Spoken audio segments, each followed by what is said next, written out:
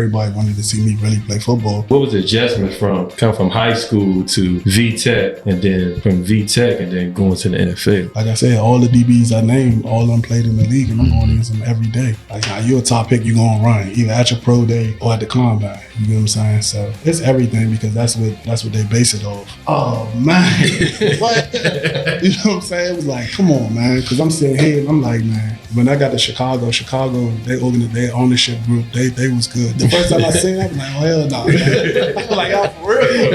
I was like, bro, I was that coach, like when it come to protecting the players. Okay. Like, you clearly, like, you defeated already. Next time I'm gonna be worth this. Yeah. Same thing in college now. Pause. No sleep, Frank will come ready to play. Marvin Harrison, Antonio Brown.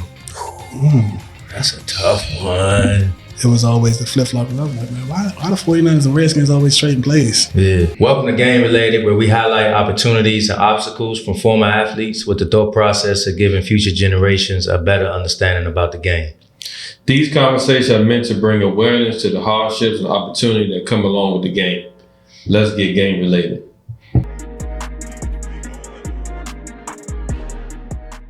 All right, y'all. It was another episode of Game Related.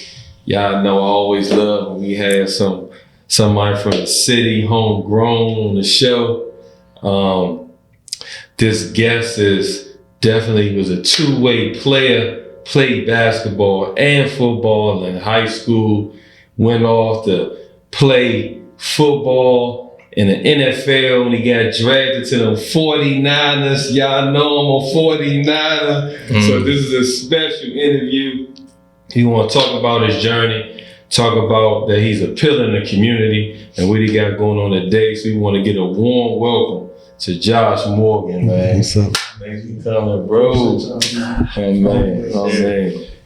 Definitely. Thanks for coming, man. So you think like somebody had this in order from the beginning? Make the style go a certain way, but then how I just, at the end of the day, people still got their own coaching style, right?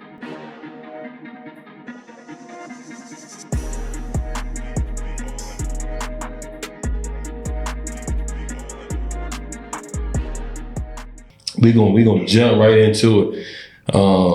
Let's take it all the way back to Easton. Let's go to HD. We're gonna go to them basketball days, because I definitely remember them days of white colors playing in tournaments. And then we're gonna keep going and go to Georgia Tech, and like why you even chose to go to Georgia Tech. Okay, VTech. VTech, He's the best Georgia Tech. VTech. Yeah, no question. But just, man, the city, man. The city, man. My father from the city. I'm a third generation Washingtonian. And, man, just starting out, he went to Easton. So he wanted me to follow his legacy and do all that. And I'm just thinking like, man, Pops, I love you, I respect you, but I don't want to do this. You know what I'm saying? Like, to me, at that time, everybody from Easton was going with basketball, but everybody ended up leaving Easton from what I remember. Like, Lonnie left, you know what I'm saying? Lawrence Wade was like the only big football player that had a chance to do something. So I was like, man, Easton don't really fit what I'm trying to do. You know what I'm saying? I started at Elliott across the street from Easton, played for Coach Fuller. That was my first time playing football. Before that, I was basketball all day, like from 4 years old till I graduated high school. And yeah, he kept pressing me to go to Easton. He was like, man, you're going to go to Easton. You're going to do this, you're going to do that. And I started asking him questions like, well, who is Easton football coach? Like, what's his background? He was like, well, he's a teacher that volunteers. I see.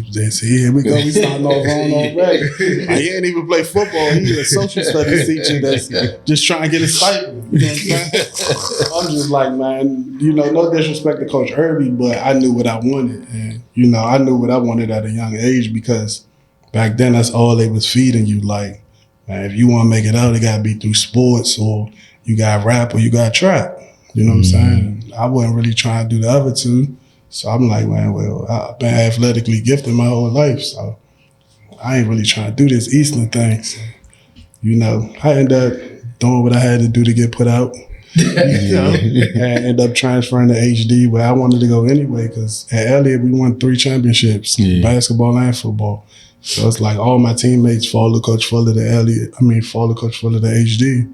I wanted to do the same thing so we could keep it going. Them 2 years I spent at Eastern, Dunbar ended up winning it. You know what I'm saying? All the people we beat in middle school ended up winning it up Dunbar. HD lost it twice until I went over there my senior year, and then we finally beat Dunbar. We won it. But man, it was some struggles, man. I went through a lot at Eastern, man. So I was happy to leave that. You know, it was fun. Don't get me wrong, beautiful women, it was fun, great school, great academics, but as far as sports, because back then they wasn't telling us nothing about academic scholarships. I ain't know nothing about it. They always said, oh, you have to have this GPA to pass the clearinghouse. And that's all they was telling you. There wasn't no, oh yeah, you could get an academic scholarship. You only had to play sports or nothing it was none of that. So with that being said, it was just man, this ain't it. And I kept telling myself, I used to wake up every day this ain't. I live right down the street from the school and still it'd be late to school because I wasn't motivated to do nothing. I'm man, I'm wasting my time here. Yeah. These people not gonna get me where I need to be. This situation ain't it for me. And even the principal, I ain't gonna call his name, I don't wanna get him in trouble, but I used to cut class in the principal's office. I was man, I already know this ain't it, man. He got me in here, he excited about the game, the win we just had, man. He's supposed to be telling me, go to class, better myself and all that. But I was happy to get up out of there and go to HD, man. All my middle school teammates was at HD. Man, it was love, man. It was man, I felt like home. Yeah. The whole environment, man, you know what I'm saying? The whole concept, the tower power, the whole mindset, the attitude. That was me, man, because everything I had to fight for. So when I got there, I was yeah. And everybody already knew it. Dunbar knew it too. That's why they protested on me. Oh, really? They protested on me and tried to say I transferred too late to be eligible to play during the season. Mm-hmm. I got put out of school.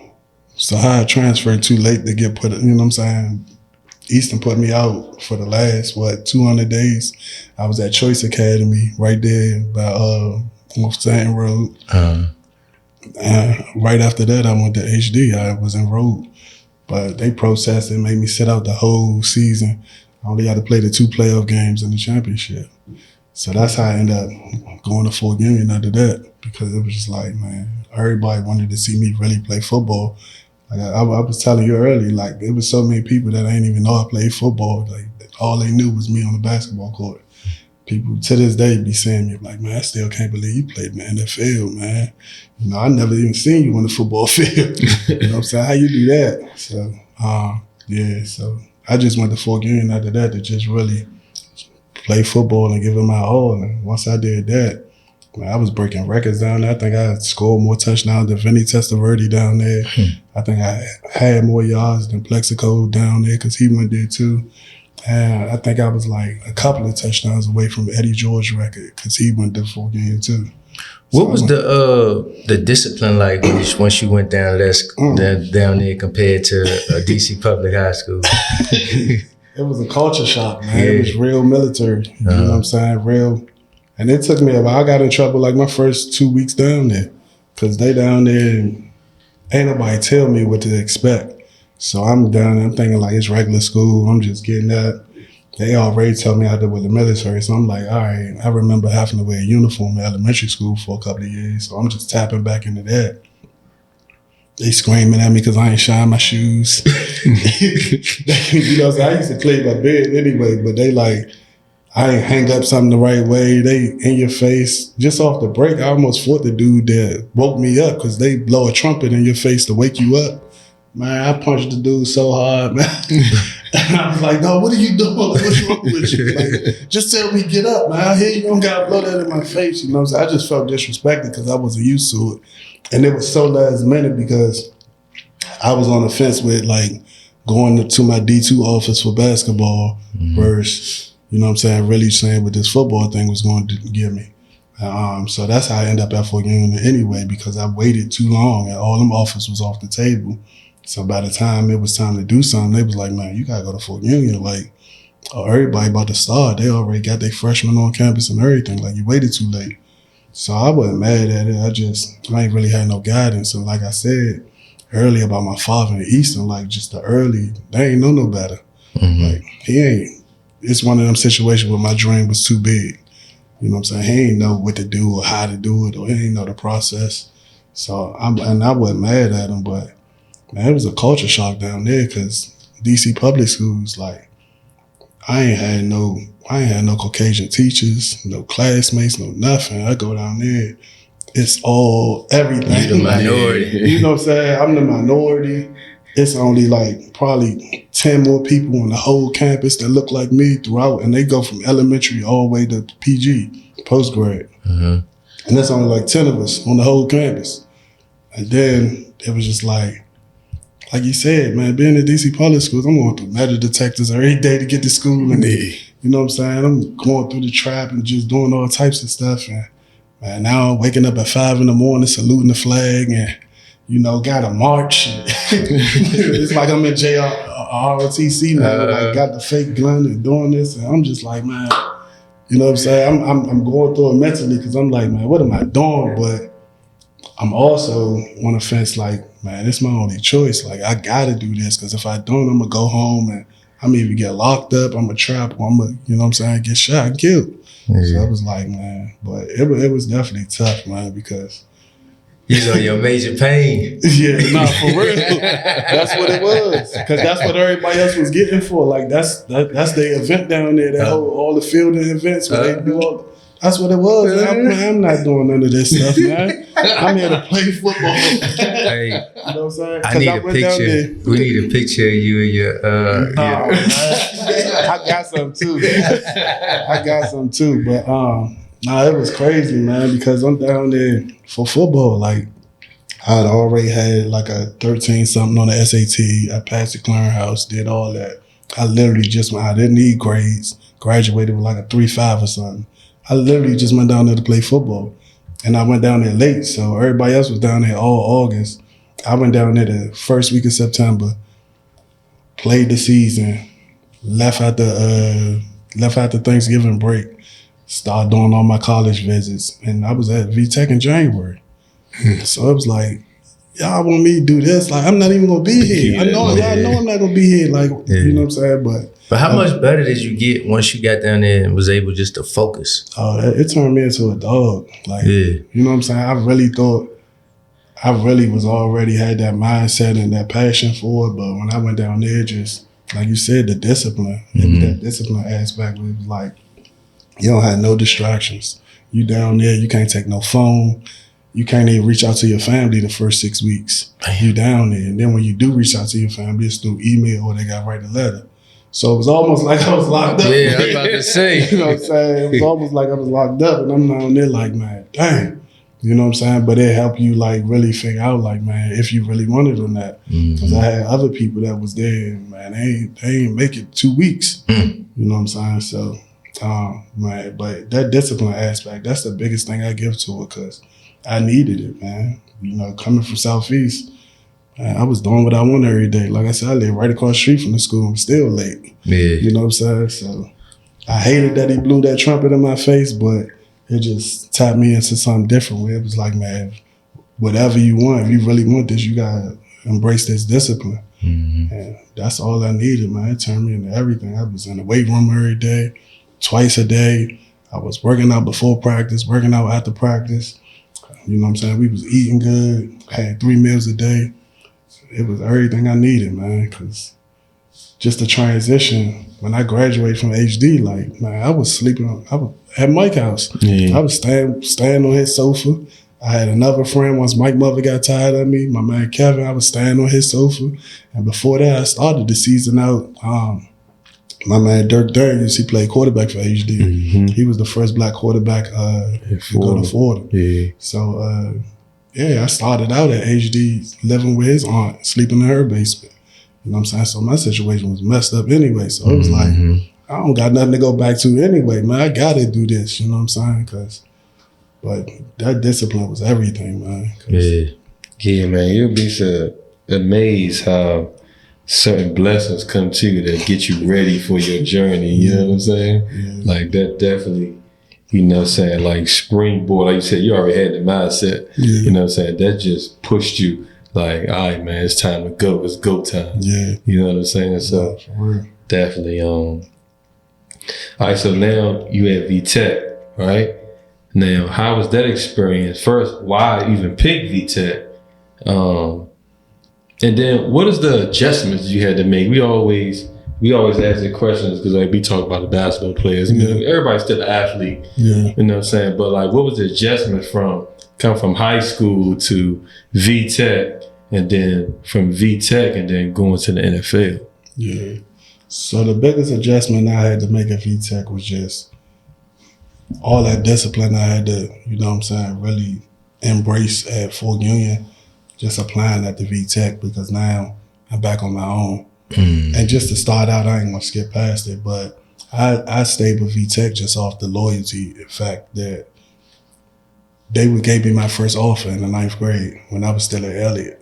They gave me my first offer. So, you know what I'm saying, the coaches was cool, you know what I'm saying, he was up here.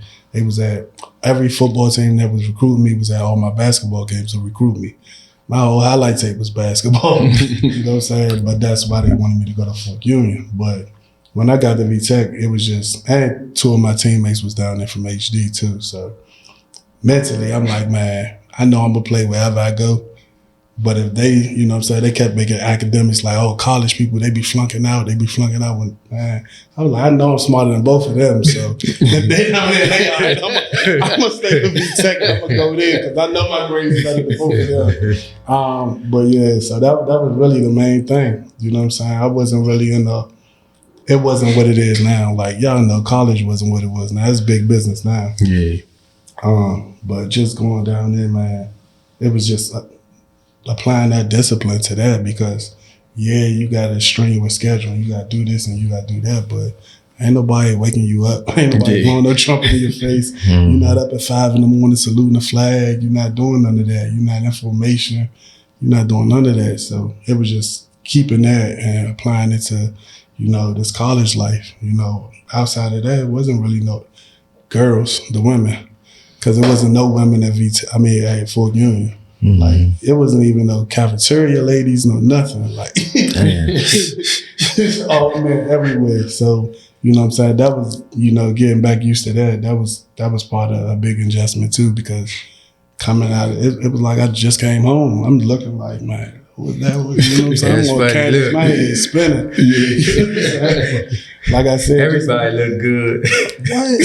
Half eyes for real. Like, hey, man, but. Yeah, outside of that, man, it was really that, man. That was the only real adjustment, because to me, football was the game. The game was the game. You know what I'm saying? And it's always been the blueprint of what you gotta do to be successful anyway. So, and they've been doing it before. Like, I watched Orlando Brown do it. I watched Byron Leftwich do it. I watched people do it that made it from here. You know what I'm saying? I heard about what Vernon was doing over Dunbar and when he got to Maryland. You know what I'm saying? Even everybody from Dunbar, Josh Cribbs, James Lynch, like everybody from that era, I heard what it was. I heard you know what I'm saying? You gotta work out, you gotta do this, you gotta do that, you gotta eat right. So when I got to school, it was like, man, all right, this easy now. You know what I'm saying? Because being at school, it was everything I wanted. It was my first time having my own bed. It was my first time having a shower. It was my first time, you know what I'm saying, having 3-4 meals a day.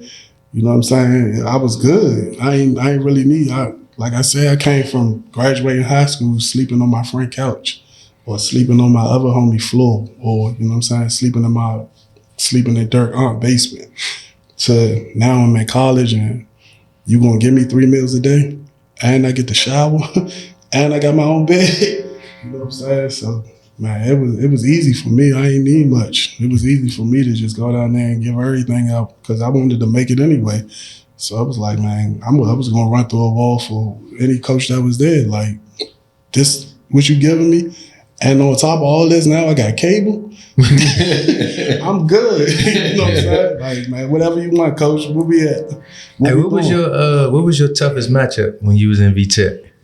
Oh, it was always in-house, man, because back then, like, VTech was like one of the top DBUs type universities. So I tell everybody to this day, it was Jimmy Williams. He was a safety. he started out at VTech as a safety that transitioned to corner. Usually in football, you do the opposite. You know what I'm saying? Once they can't run as much, then they go to safety and steal some years. But nah, Jimmy was crazy. 6'2", Hooper, went to Bethel, the same school as AI. Was close to breaking some of his records, but he wasn't going to get them traits. But yeah, went to Bethel. Probably 220, 222, ran a 4.37, strong as hell, had the mindset of a hitter because he started out as a safety.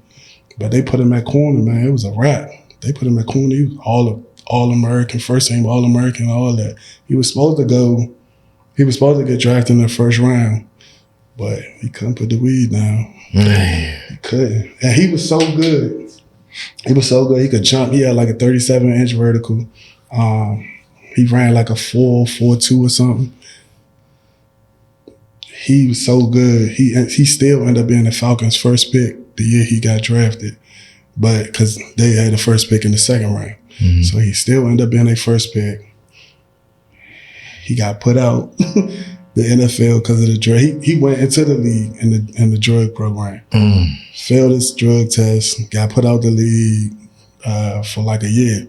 Had to be claimed. He was so good that when I was with the 49ers, when we had Singletary finally, he wasn't the interim head coach, he was the head coach. Singletary called him, gave him a chance. He came to camp. He came to OTAs, 30 pounds overweight, still strapping, like still locking, man. Nobody was catching nothing on him. He moved him, put him back to safety, but it was like he was still dunking. He was still fast. He 30 pounds overweight. And you know what I'm saying? Singletary was like, man, yeah, I know you know all about him, man. You gotta help me get him right, man. He got some talent, man. The talent there. We played basketball every day that off season. He got all the way back down to, you know what I'm saying, his regular weight and made every cut until the final cut before training camp, the final cut before, you know what I'm saying, the last cut of training camp. And failed the drug test. Damn. Failed another one. Man. He was a dog, man. Like, you know what I'm saying? Because he was up under D-Hole. Yeah. And then it was him. And then we had Brandon Flowers, Macho Hurst. You know what I'm saying? Rest in peace to my man Theo. But Theo was one of, you know, he was supposed to be in that line too. I just go back to VTech, like just all the different lessons down there, man, because him and Brandon Flowers, fake got in trouble. They playing with each other, shooting water guns out the window. Somebody report them, say it looked like they had real guns. They gotta go see Coach Beamer. Brandon Flowers and Theo the same. You know, Theo was a year after me. Coach Beamer decided to put Theo out to school. Brandon Flowers stay in school. He ended up getting drafted, playing for the Chiefs, playing for other teams. Theo come home and get killed. You know what I'm saying? And there's just situations like that, but man, we was full of DBs, man. You know what I'm saying? Theo, my best friend since high school, so it was just, we had Roland Mine, another DC guy down there. You know what I'm saying? He was good. Went down there. I don't know, man. Like I said, it's decision making's and not discipline, man. He ended up not even finishing. I went down there with 4 dudes from HD, and I was the only one that left. I was the only one to finish. Man, it's crazy when we talk about stuff like that, because when you talked about the water guns, like when we was in school, first and foremost, we went from water guns to paintball guns, then BB guns. And we was on campus like Wild Wild West, you know? And I'm really thankful that like we actually gonna interview our AD pretty soon. And like the grace he gave us to not kick us out of school was tremendous, because like you say, you come home and you just get back into your environment and then things happen. You know, maybe like them little split decisions, and as a shorty, you really don't understand how small of a window or something can happen real quick on you. Then you be sitting there with a lifetime of regret. So you was kind of prepared for game time because of how good Switzerland was when y'all was going up in practice. Man, that was the best we had. I mean, if you think about it, again, it's a different time, but V-Tech was running the ball 90% of the time, but none of our running backs got drafted. We was begging them to pass the ball. Yeah. We going against the best DBs in the conference at the time. Not only in the conference, but to me, they was better. The DBs we had was better than them guys in the SEC. You know what I'm saying? And we doing this every day. So it's like, how we compete every day? All our receivers got drafted. Yeah. All 4 of us got drafted. And all our DBs got drafted. But we running the ball 90% of the times. That's like Alabama before they started throwing the ball. Exactly. Yeah. But we ran out running backs into the ground. And I hated it too, because they could play like Mike Emo. He from Eleanor Roosevelt. He was always on the high school sports show. Okay. Every highlight, it was him. Yeah. You know what I'm saying? Brandon Orr from down to 757. Like, we had some dogs, Sid Humes. We had some real good running backs. But it was just like, man, it was backwards. But it definitely got me ready because, like I said, all the DBs I named, all of them played in the league, and I'm going against them every day. You know what I'm saying? And if Jimmy would have put the weed down, you know what I'm saying? He was really he was the first Josh Gordon situation. You know what I'm saying? That was Jimmy Williams. He just couldn't put it down. Damn. But he had that type of talent. Yeah. You know what I'm saying? So it was just like, man, if he would have did that, he probably would have definitely been one of the best ever. Like, that, he had that type of ceiling because he was just learning the position. He was still raw. He was getting better every day. You know what I'm saying? He came to Maryland and showed out, like, cussing Coach Friesian. Now, he was disrespectful. Like, we loved it, though. Like, he told Coach Friesian, man, fuck you. Stop doing that shit to Vernon. He ain't catching shit. Like, stood in his face and told him that. And Vernon ain't catch shit that day. Like, we beat Maryland 55-0. Then we beat them 35-7. Both times we played them. And it was just like, Jimmy was a dog, man. I love that kid, man. Wow, man, that's crazy. All right, so let's run down memory lane, man. Draft day. Like, how was that, man? I always like to ask, you know what I'm saying? Of course, I ain't ever get to experience nothing like that, but it's like that day. You know what I'm saying? Because, like you said, from the trumpet being blown in your ear to the discipline, all this led up to what I've been dreaming, what I've been chasing. You know what I'm saying? Yeah. And to finally for that to happen, man, like run down memory lane, man. How was it? Man, draft day was stressing me out, man. I was mad as hell because it was my first time seeing the business. It wasn't my first time, but it was like, dang, this really what this is. You know what I'm saying? Because I had an incident at V-Tech where, like, they arrested me. They cuffed me, put me in the back of the car.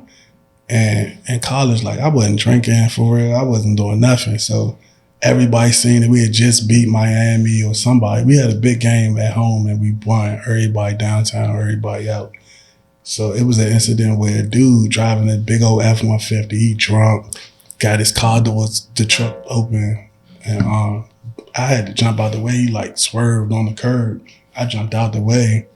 The racist cop, thinking I jumped out of the truck, thinking I'm drunk, locked me up, talking about drunken in public, we taking you in.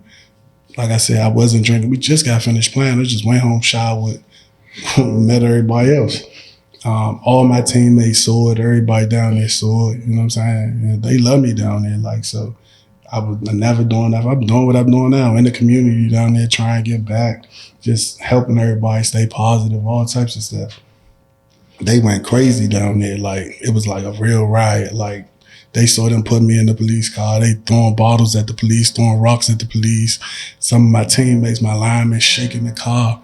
I'm mad as shit in the back seat because I'm arrested. I can't brace myself. I'm in the back seat, hit my head and everything. But anyway, make a long story short, that was my charge. That's what they charged me with, inciting a riot inside the back of a police car. Wow, So when it came to the draft, it was a bad time because that's when Michael Vick was getting in trouble with the dogs. And it was just a bad time. His brother was getting in trouble. Marcus was getting in trouble. V-Tech guys had a bad name. Like I said, Jimmy failed the drug test. So they was like, we had this stigma. It was like, oh man, you gotta be careful with them boys. They got, you know what I'm saying, they be getting in trouble. So I ended up falling all the way to the 6th round. You know what I'm saying? I was supposed to go on the first day, 2nd or 3rd round. When I put my draft grade in, that's when it came back. All the teams were saying the same thing. But when I ain't going that first day, man, I'm pissed. I was in there pissed. So when it came to the 2nd day, April 27th, 2008, I'm in that joint sleep. I'm in the bed sleep. My grandmother wake me up. She like, somebody on the phone from California wants you. She like, don't be on the phone too long. I'm sitting there like, all right, grandma. I answered the phone. It's Mike Nolan. He was the coach at the time. It's him and Jerry Sullivan. He was the wide receiver coach. And Mike Martz was the old coordinator. So I talked to all three of them. And it still ain't really hit me. I'm like, all right. Because in the back of my head, I'm like, man, what took y'all so long? You know what I'm saying? I'm like, man, y'all know what it is. What took y'all so long? Because I met with all of them before the draft. Like, I met with them more than, no, I didn't. I met with Jacksonville a lot too. But they was like one of the top guys I kept meeting with. I'm pissed, man. I'm like, man, all right, coach. You know what I'm saying? I appreciate the opportunity and all this and that. I think I ended up going back, telling them like, yeah, everybody saw the name come across the board. Everybody happy. I'm still mad. I got a chip on my shoulder. I'm like, bro, I just watched all these other receivers go before me. I ain't even heard of these dudes. You know what I'm saying? And it ended up playing itself out because a lot of them dudes that got drafted before me ain't even make it year 2. You know what I'm saying? So for me to have the career I had, it was just like, man, it all ended up working out. But man, I think the next day when I finally got out there, that's when it hit me. It was like, damn, y'all, I made it. You know what I'm saying? Like, dang, this is real. You know what I'm saying? Because they sending me my flight information. They telling me what I need. They telling me like everything. Like, okay, you gonna meet with this person, the whole itinerary, all that, everything they send in is coming through SF. I'm like, oh yeah, all right, that's a bet. And then as soon as I landed out there, so my first time I walked in the facility, I see Jerry Rice. I'm like, oh, I said, man, you one of the reasons I play football. You know what I'm saying? I see him, he in there, he just standing by all the Super Bowl trophies. Like the aura out there was crazy because as soon as you walk in the facility, you see all the trophies, all the alumni always around. Like Jerry Rice was always around. Joe Montana was always around. Steve, all the greats, all the 49 legends, they was always out there. I got pictures from practice, you know what I'm saying, my rookie year, like, man, you right here, this Jerry Rice talking to me, he basically my coach. You know what I'm saying? So I'm like, man, it was a dream come true. You know what I'm saying? And when it hit me, it was like, damn, like, you know, it was just like a weight off your shoulders because it was like, damn, but the whole time I got a chip on my shoulder because I'm like, man, nah, I fell all the way to the 6th round, like, you know what I'm saying, since the pride takeover.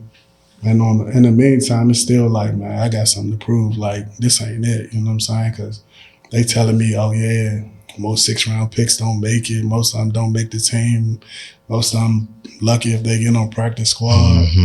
Man, yeah, I say, y'all got me fucked up. I went out there, ended up starting, you know what I'm saying? I had a great vet. Like, Isaac Bruce was my vet. You know what I'm saying? So it was like I walked into a great situation. Yeah. You got Mike Martz, the greatest show on turf, Isaac Bruce, Hall of Fame receiver, you know what I'm saying, part of the greatest show on turf. Jerry Rice always up here, you know what I'm saying. It was just a great situation. Jerry Sullivan, old school guy. He had Anquan Bolden, his rookie year in the Cardinals. You saw what he did, you know what I'm saying. So it was just a great situation, man. But yeah, it was a delayed reaction for sure because I was mad. I was pissed. I was like, nah, man. Ain't no way, like, and every team I talked to, that was the reason, though. It was because of the incident at VTech. Yeah. You know what I'm saying? No matter, they didn't charge me, they couldn't charge me with nothing for real. So it's like I beat the charge, but it's still on my record. Put a stain on your name, for sure. And let me ask you this: how much does the combine actually matter? It's everything. Yeah. Yeah, it's everything. Especially with like a guy like me, like. So like probably after the first round, you think it matter more or it even matter for the first round guys? Nah, I think it matter more because they still gotta go perform. Okay. You know what I'm saying? Like I said, college wasn't what it is now where you got people not doing what they, you know what I'm saying, not running at all. Like It wasn't that. Like, now you're a top pick, you're gonna run either at your pro day or at the combine. You get what I'm saying? So it's everything because that's what they base it off. You know what I'm saying? That's what the game still is today. Like, if you in this 4.3, 4.4, you know what I'm saying, then this your crop. That's what you worth. If you in this 4.3, 4.4 and you can bench this and this your vertical, then this what you worth. Like, they just cropping you off the numbers on how they want to pay you. And then even if you, like, I was in all my measurables was first round measurables. Yeah. But because I went to VTech and didn't have all the numbers because we was running the ball all the time, now it's like, oh yeah, he probably a second, third round guy. Okay. You know what I'm saying? But the combine, everything, because you could go just prove yourself and dominate and you could raise your stock. Yeah. You know what I'm saying? I think Vernon's stock went up. Killed. Because he crushed the combine. He killed it. Yeah. He killed. Man, dope, pause on this, but like, put your hands up, dog. This man's hands is huge. Like, for real. Like, does that matter with like wide receivers? Like, do you ever see any wide receivers with small hands? Yeah, those usually the guys that struggle and they be like body catchers. Yeah. They catch with their body a lot. Yeah. All that stuff matter. They measure everything, man. Cause like I was looking at like DeAndre Hopkins, like he got Larry Fitzgerald, they got big hand. Like that's like, you know, I just be paying attention. That's like one of the first. I was like, slim hands is huge. Yeah. You know what I mean? So I had 3X gloves. So all that stuff matter, man. The way you run, how you interview. I mean, y'all see what they just did to Shador. Yeah. What you think about that? They just found a reason. That's what they're gonna do. They're gonna find a reason not to pay you what you're worth. You think it had to do more with his dad, or you think it had to do? I think it had to do with the whole situation. Okay. You know what I'm saying? Because, like I said, they feel like they control it. It's a power trip. Mm-hmm. You know what I'm saying? Where it's like, all right, I don't care who your father is. He had to come through here to become who he is. Mm-hmm. We had to draft him too. You get what I'm saying? So it's like a sit down, be humble, play the game type of thing. Yeah. You know what I'm saying? That's what it is. Because if he would have played the game, yes sir, no sir, you know what I'm saying, just played a different role instead of being who he is, confident, rich kid, been rich all his life, come from money. You know what I'm saying? If he would have just played the game, and man, he probably would have been the first pick. He probably would have went before Cam. But that's not who he is. Like, he not. Man, what's up? Like, I grew up the same way you grew up. You know, I come from money just like you, and he speak with that confidence, and that's how he speak, that's how he carry himself. Yeah. You know what I'm saying? He do kid stuff, which he should do. You know what I'm saying? Go to the club, show all the money up. Cool, man. There's a lot of people that do that. Everybody ain't on camera because everybody ain't Deion's son. Mm-hmm. You get what I'm saying? But that's all it was, man. A power trip for them to show they still run it, they in control, and try to humble the kid. Yeah, do you think, you know, they always, the other side of this story was his measurables wasn't what they wanted to be, and when he on film, he wasn't, like, he was good, but he wasn't great, right? Do you think that's just a cop? Excuse, yeah, it's an excuse. Because it's their job. It's their job to find the best talent in the world, but it's also their job to find a reason not to pay you what you're really worth. And it's also their job, after they pick you, it's their job to find whoever up next. Like, so with those three things, it's like, all right, you mean to tell me it was 8 quarterbacks better than Shador in the draft? Yeah, I ain't see that either. I can't even name 3. I was going to say, it's probably just one that I would say, you know, Cam, but other than Cam, and I don't even know who was better. Yeah. You know what I'm saying? They were both really good. Yeah. So, man, talk about just, obviously you played with, 4 organizations, right? The Bears, 49ers, New Orleans, and the Skins, right? Yeah. Niners. Okay. So, as you know, he's a very proud 49ers guy. That's right. And hold on one thing. Because when they said that they're like, the not try to pay you what you worth. Yeah. I hope we do not give Purdy $60 million a year. So let me ask you this, dog. Like, come on. As a 49er, would you pay would you pay Brock Purdy all that money? Or would you make him franchise and then be like, prove it? I would franchise. You would franchise? I would do Brock Purdy the way the NFL did Kirk Cousins. Okay. Yeah, I would do it like that. Okay. Yeah, I would definitely go that route because you just don't know. You know what I'm saying? You want to take care of him, but he's not elite. The elites get that. See, I'm a Cowboy fan, so I've been dealing with agony for a while with that. Man. Right? You know what I mean? And we throw him all that money and then we mess up our roster. And I don't, And that's what I'm saying. I don't want that to happen with us. Yeah. I hope it happened to y'all. Nah.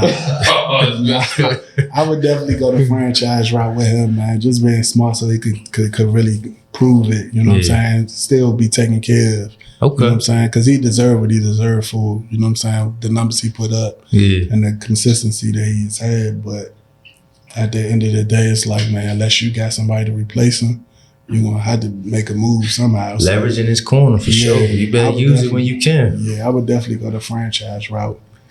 So man, talk about what organization you like the most and which one you didn't like. If you can, if you don't want to. We gonna keep it real. We gonna keep it real. I mean, y'all see what it was. It was in the news, man. But yeah, definitely coming home. It was great for the family. It was great for me and the community. But the organization, it was like I went from the best to the worst. It was night and day. You know what I'm saying? Because like I said, with the 49ers, it was family. Yeah. You know what I'm saying? The Yorks, the Bartlows, it was family. And they treated you like that all the time from the minute I stepped in the door, from the phone call. You know what I'm saying? Like I said, I talked to Mike Nolan, I talked to Mike Martz, I talked to my receiver coach, and then the last person I talked to was the owner. Yeah. You get what I'm saying? So it was just always that love. It was top-notch, like business-like organization from top to bottom. Like from the owners to the coaches to the GMs, everybody. It was love. It was family.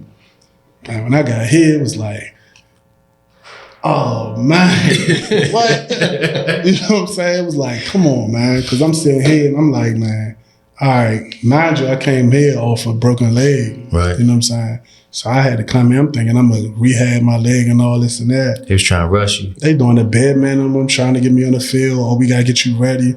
We got to get me ready. Why we not rehabbing? You know what I'm saying? I had to go outside the organization just to do my own physical therapy and all types of stuff. And this is my introduction, like, because when I signed my contract here, I was still in the boot. Yeah. You know what I'm saying? So it's like, dang, this how we really about to do this? You know what I'm saying? And just on every level, like, if you compare anything, all the intangibles of being a great organization, that's what the 49ers embodied it. Like, it was not even close. Don't look at me, dog. Nah. I'm talking this guy right here. This guy looking at me like, see, I told you so. Nah, for real. It was love, man. It was definitely love, man. And then just coming here, I'm walking past and like, you know, Snyder was cool. He was cool with me, but he was cool with me because I was a starter. Right. You know what I'm saying? I'm playing, I'm producing. I seen him walk right past people and not even speak to them, like, or mumble under his breath like, man, what a waste of money. I should have spent your money at a strip club or something like that. You know what I'm saying? And it's like, he used to like think it was funny and cool, but I'm looking at him like, man, if you treat him like that, then what's gonna happen if I get hurt and I can't play? Like, I'm next. You know what I'm saying? So I ain't like nothing like that. And y'all watched the news. Y'all saw all the other trouble that was going on back then, and even the drama with, you know, him, Shanahan and RG3 and, you know, drafting RG3 and Kirk Cousins and the whole RG3 leg. And, man, it was like I went from the best organization to the worst, man.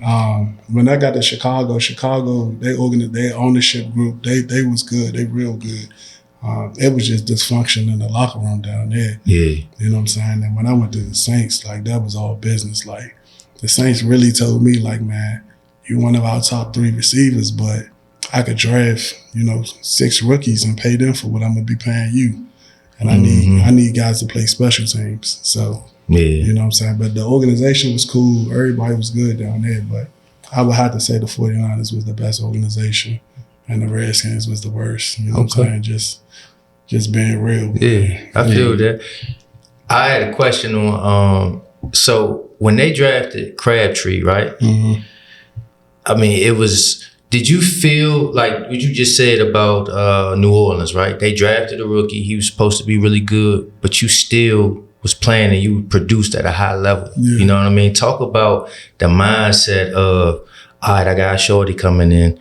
I don't know if he's in there to replace me, or play together, but like I need to show everybody that I'm still that guy. Yeah.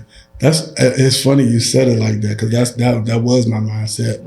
You know what I'm saying? When they drafted, I was like, man, you know what I'm saying? I love the kid. I watched him play, all that. I was like, man, but guess what? He either gonna play beside me or he gonna watch me play. Mm-hmm. You know what I'm saying? That was my mindset. That was my mindset with everything, because out there, like even with Isaac being on the team, it was like he was older. Yeah. You know what I'm saying? So he was still Isaac Bruce. Like, he'd still route your ass up. Man. He was still the greatest show on turf, Isaac Bruce, but he was older, so we had to take care of him more. You know what I'm saying? But that was just my mindset. Like, you either gonna play beside me or you gonna watch me play, because I'm not giving up my spot. Like, you know what I'm saying? I went through everything to get here. Like, everything to get here. I done been shot, stabbed, robbed, all types of stuff. Just leaving the city all before I went to college. At college, I done survived the massacre. You know what I'm saying? I done survived all types of stuff. I was like, man, I ain't about to get here and make my dream come true and just give it up, because, you know what I'm saying, you went to Texas Tech, you got 15 passes a game. Facts. Nah, man, you gotta come take this, or they gonna put both of us on the field. Yeah. And that's what ended up happening. They put both of us on the field. Yeah. You know what I'm saying? It was fun, man. I love Crabtree to this day, man. We had a good little group, because it was me, Crabtree, and Ted again. Mm-hmm. We had fun, man. How fast was Ginn? Fast as hell. It didn't even look like he was one of those guys. It didn't look like he was trying to run fast. He was just gliding down the field. You know what I'm saying? And we used to mess with him all the time. If you really watch the film, like, he got this thing where his helmet straight, and then he put his helmet down, and then he gone. And we was like, oh shit, Teddy done put his helmet down. It's 6. It's 6, man. Get the extra point in, right? You know what I'm saying? But nah, he was fast as hell, man. When he got you know what I'm saying? That show you just the consistency of always working on your game, because when he got there, he was too fast. Like, he couldn't put on the brakes. You know what I'm saying? He couldn't get in and out them routes. If you watch his career, you know what I'm saying? Because he was in Miami, and it was deep threat. When he got to the 49ers, he started all them intermediate routes and all them digs and comebacks. He started killing with all that, because he was in the lab. Like, all summer it was me, him, Crabtree, and we working, Combs, working on our game, just trying to teach him, because I was never going to run as fast as Ted again, but I was faster than Crabtree. Right. Crabtree had some shit, like, it was one of them things with iron sharpened iron, and what Crabtree was good at, me and Ted had to get good at. What I was good at, they had to get good at. You know what I'm saying? What Ted was good at, we had to steal from that. You know what I'm saying? None of us was going to run as fast as him. That's just God-given, but it was like just seeing his body lean and how he come in and out the breaks. We could use that, you know what I'm saying? We could use that, and it's going to look like we running that fast, but nah, we out this breaking, you still running, we catching the ball. You know what I'm saying? So it was stuff like that. But Ted was fast as hell, man. Yeah. He was probably top 3 fastest dude I ever seen in my life. Because I used to train, me and Chris Johnson got the same agent. Okay. And I used to train with him. That little dude. And that shit was like, his was different though. Ted looked like he was effortless. Chris looked like Sonic.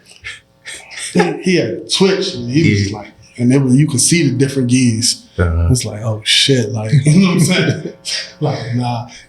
Chris Johnson was the reason I couldn't run at the combine. I had to run at my pro day. For real. Because we down Florida at Tom Shaw training, getting ready for the draft. And I'm racing him every day, man. I ended up pulling my hamstring, messing with that dude. Had to sit out the combine and had to do everything at my pro day. That's crazy. Nah, Chris was crazy, man. So them switching them gears, that's kind of how Hill switch. Tariq Hill, yeah, that's how he switched like that. Yeah, definitely, yeah. Because he came in just a speed guy. Now his routes is nice. Yeah, you know what I'm saying? He damn near unstoppable. Yeah, for real, nah, he crazy. Yeah. That's a good comparison because that's just how Chris was. Mm-hmm. Like he'd be running, next thing you know, you see that, and you're like, oh shit, what the first time I seen that, I was like, oh hell no. I was like, y'all for real? I was like, bro, but it make you think like that, bro. This what the league is like, man. I gotta do something different. You know what I'm saying? So it keep you working on your game. It keep you working to get better. Like it's never a situation where you complacent. Cause you like, man, damn, like he my size and he this fast. Like I gotta figure something out. I gotta do something. You know what I'm saying? What would you say is your favorite route? My favorite route? Yeah, man. Just like a go-to move. A post corner or slang go, any double move, man. Because it was like playing basketball. It's an in and out on the basketball court. It's that same footwork. Okay. You know, so it's a crossover where you just 1-2 and any double move. I used to love it because people couldn't get in and out. They break fast enough. You know what I'm saying? Mm-hmm. Like I said, it's the lane. It's creating an illusion like, oh, I got your ass. You know what I'm saying? Mm-hmm. Just leaning one way, knowing you about to go the other way. And then, like I said, I was always one of the stronger receivers. So, like, one of the things they added to my game was, like, he's so explosive. You know what I'm saying? And I was still jumping and everything. So, it was like, man, I hit you with a double move because I was physical. If you get close enough, I'm going to just throw you past. Mm-hmm. If you you stay back, then I'm going to just batter you. I'm going to go get it off the rebound, get it off the rim. You know what I'm saying? I like them basketball references, man. That's how I played the game. Like basketball helped me play the game. That's how Fuller broke it down to me. Yeah. You know, back then you had the VHS tapes. You know what I'm saying? You used to record the game. He popped that tape, man. He showed me playing basketball, and it was simple stuff like me catching a pass from about to go out of bounds, throwing it back to the point guard. You know what I'm saying? But keeping my feet in bounds and all this. And he was like, "See." Same thing. Then he'll show me this. Like, this all you gotta do. You catching the ball, you keep your feet in bounds. Show me an alley hoop. You know what I'm saying? Show me catching the alley. He was like, see, this all running a deep route. Go get it up top. Go get it. You know what I'm saying? He broke it down like that. And that's what convinced me to play football for real. Because when he threatened me too, he was like, man, if you don't play football for me, you're not gonna play basketball. But nah, that's what it was though, the way he broke it down to me, because he played receiver for Bowie State. I think he was like one of the top dudes at Bowie State. Yeah. You know what I'm saying? So when he broke it down to me like that, that's what it was. It's so crazy. We was talking before you came in, just how like a lot of wide receivers who got that basketball background, they got no problem getting open. You know what I mean? Because like the lean, you know what I mean? Like you got the crossovers and stuff like that, like Devontae. Yeah. Devontae route tree is ridiculous. And he played basketball. T. Higgins, you know. What's my man? DeAndre, that's what I'm saying. Like all of them. So like they really good in small spaces. You know, in basketball, you kind of, like if you trying to get past somebody, you got to be good right in that phone booth. Yeah, definitely, man. That's what made it fun. That's what made it fun, because at the end of the day, that's all it was. Even when I started coaching, it was like, if you play basketball, it was so easy for me to teach you how to do this receiving. Because it's the same footwork. It's the same everything. Like, it's creating an illusion. You think you get them leaning this way, put your foot on the ground, you're gone. Yeah. And I try to break it down like that to all the guys, like, playing one-on-one receiver, it's like playing basketball one-on-one. You at the top of the key, check ball, you got to get to the rim. How you going to get to the rim? Yeah. And then in that process, I just break down their footwork. You see what you just did right here? All right, so if a DB playing you like this, you use that same footwork and you're going to be open. You know what I'm saying? It was literally, I always broke down basketball to help them get better at football. And you ain't got to take the ball with you. You don't got to do nothing. Yeah. So man, talk about obviously, you know, is known, you know, just the adversities that you have gone through. You know what I mean? I felt like football sports in general was just your outlet. Definitely. You know, talk about how important that was in basketball being an outlet for you from just everything that you've been through. Man, to me, on the basketball court or football field, it was like the only thing in the world that made sense at those times.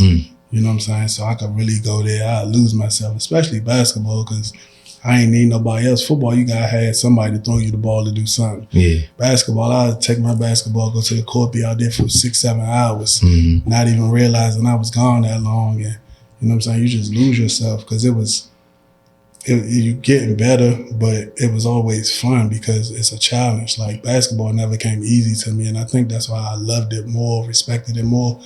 Because the first time I stepped on the football field, it was just like I didn't even try hard, and I just beat all his best DBs that he put on me. You know what I'm saying? I didn't even try hard. I didn't even know what I was doing. I was just being an athlete, run fast, jump high, catch the ball, run away, score a touchdown.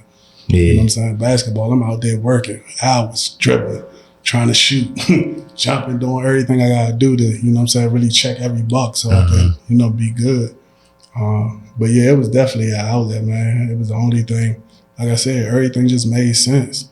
Everything with basketball, everything with football, everything with the game, it just made sense. And it was the only place that, to me, like, the violence stopped. Like, man, wasn't nobody getting killed, you know what I'm saying? Wasn't nobody, you can't get robbed. Like, man, everybody that was outside doing what they was doing, when I stepped on the court, they was coming to see me.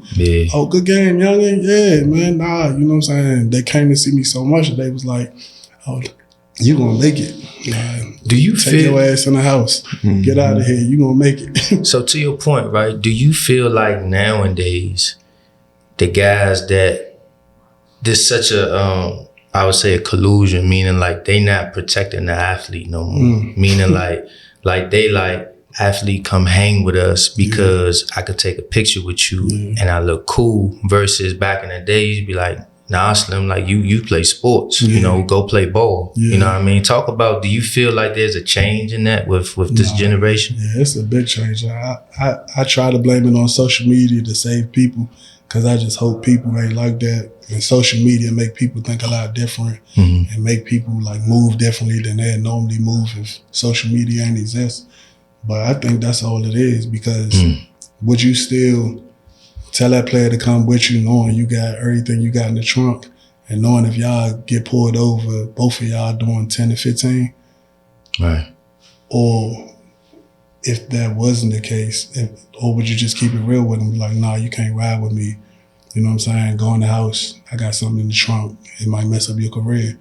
You know what I'm saying? And I think because it wasn't no social media when we was coming up for real, I mean, you had MySpace, but that was probably about it. Black Planet. Black Planet, you know, that was probably about it. But because it wasn't as big as it is now, I feel like, man, they really like kept it real and looked out, and they really was on some, man, I don't want nothing from you. I just want to see you make it, because I ain't get a chance to make it. You know what I'm saying? And people get caught up in that life where it's like, you got athletes that really want to live that life of a hustler. No, it's like, bro, they don't even want to do that for real. Facts. Like, they don't want to be out there. They tired of looking over their shoulder. If they could do what you do athletically, they wouldn't be doing that. You get what I'm saying? But like you said earlier, them split-second decisions, it's like now that's all they feel like they can do, so that's what they doing. But no, I definitely feel like it's a lot of that due to social media. Like, oh yeah, come here, take a picture with us. You know what I'm saying? The whole time this dude around 17 gangsters and don't even know it in a situation. And next thing you know, they beefing with somebody that's about to walk in the door and he don't even know what he in right now. Be collateral damage quick. In the way. Yeah, or just the fact that they see you take the picture with them and they think you affiliated with them. So now they going to get you and they going to follow you, rob you, kidnap you. And now what? Now your career probably over, because who knows what they're going to do? Beat the shit out you, pistol whip you. Who knows what they're going to do? Break your leg, do something to mess up your career just because they beefing with somebody you took a picture with. You know what I'm saying? So I think it is a lot of that going on, but I think it's all due to social media, because social media got people crazy out here and make people do all types of stuff just for their image. Like they need something, they missing something. I don't know what it is, but social media got people going crazy. If it wasn't that, like I said, if I know I got all type of weight on me and I got guns and everything, man, nah, y'all good. I'ma holler at y'all later. You know what I'm saying? I'm gonna see y'all tomorrow when I'm clean. You know what I'm saying? That's how they used to talk to you back then. Like, nah, I'm dirty right now, cuz I'm gonna talk to you later. Or, man, nah, there's somebody watching me in that car right there. You know what I'm saying? Go in the house. Tell your people stay in the house for a couple of hours. You know what I'm saying? So.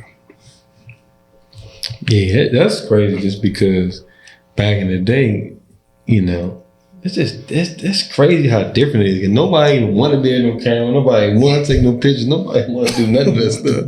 And now, like, I mean, the gangsters want to be on camera. you know it's wild. Like they how it just completely just changed. Like went from one spectrum all the way to the other side. Like that's crazy. But another thing I want to ask, man, because we ask a lot of all the athletes, man.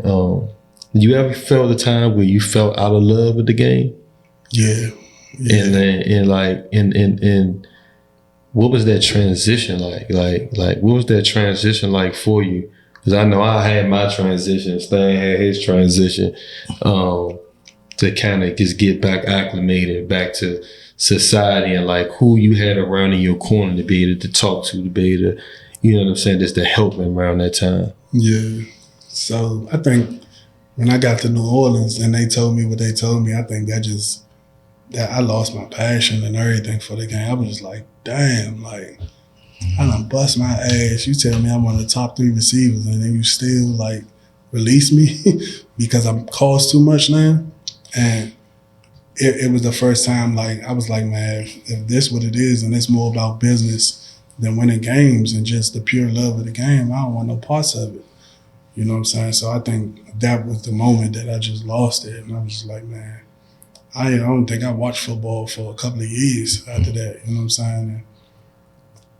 And I think it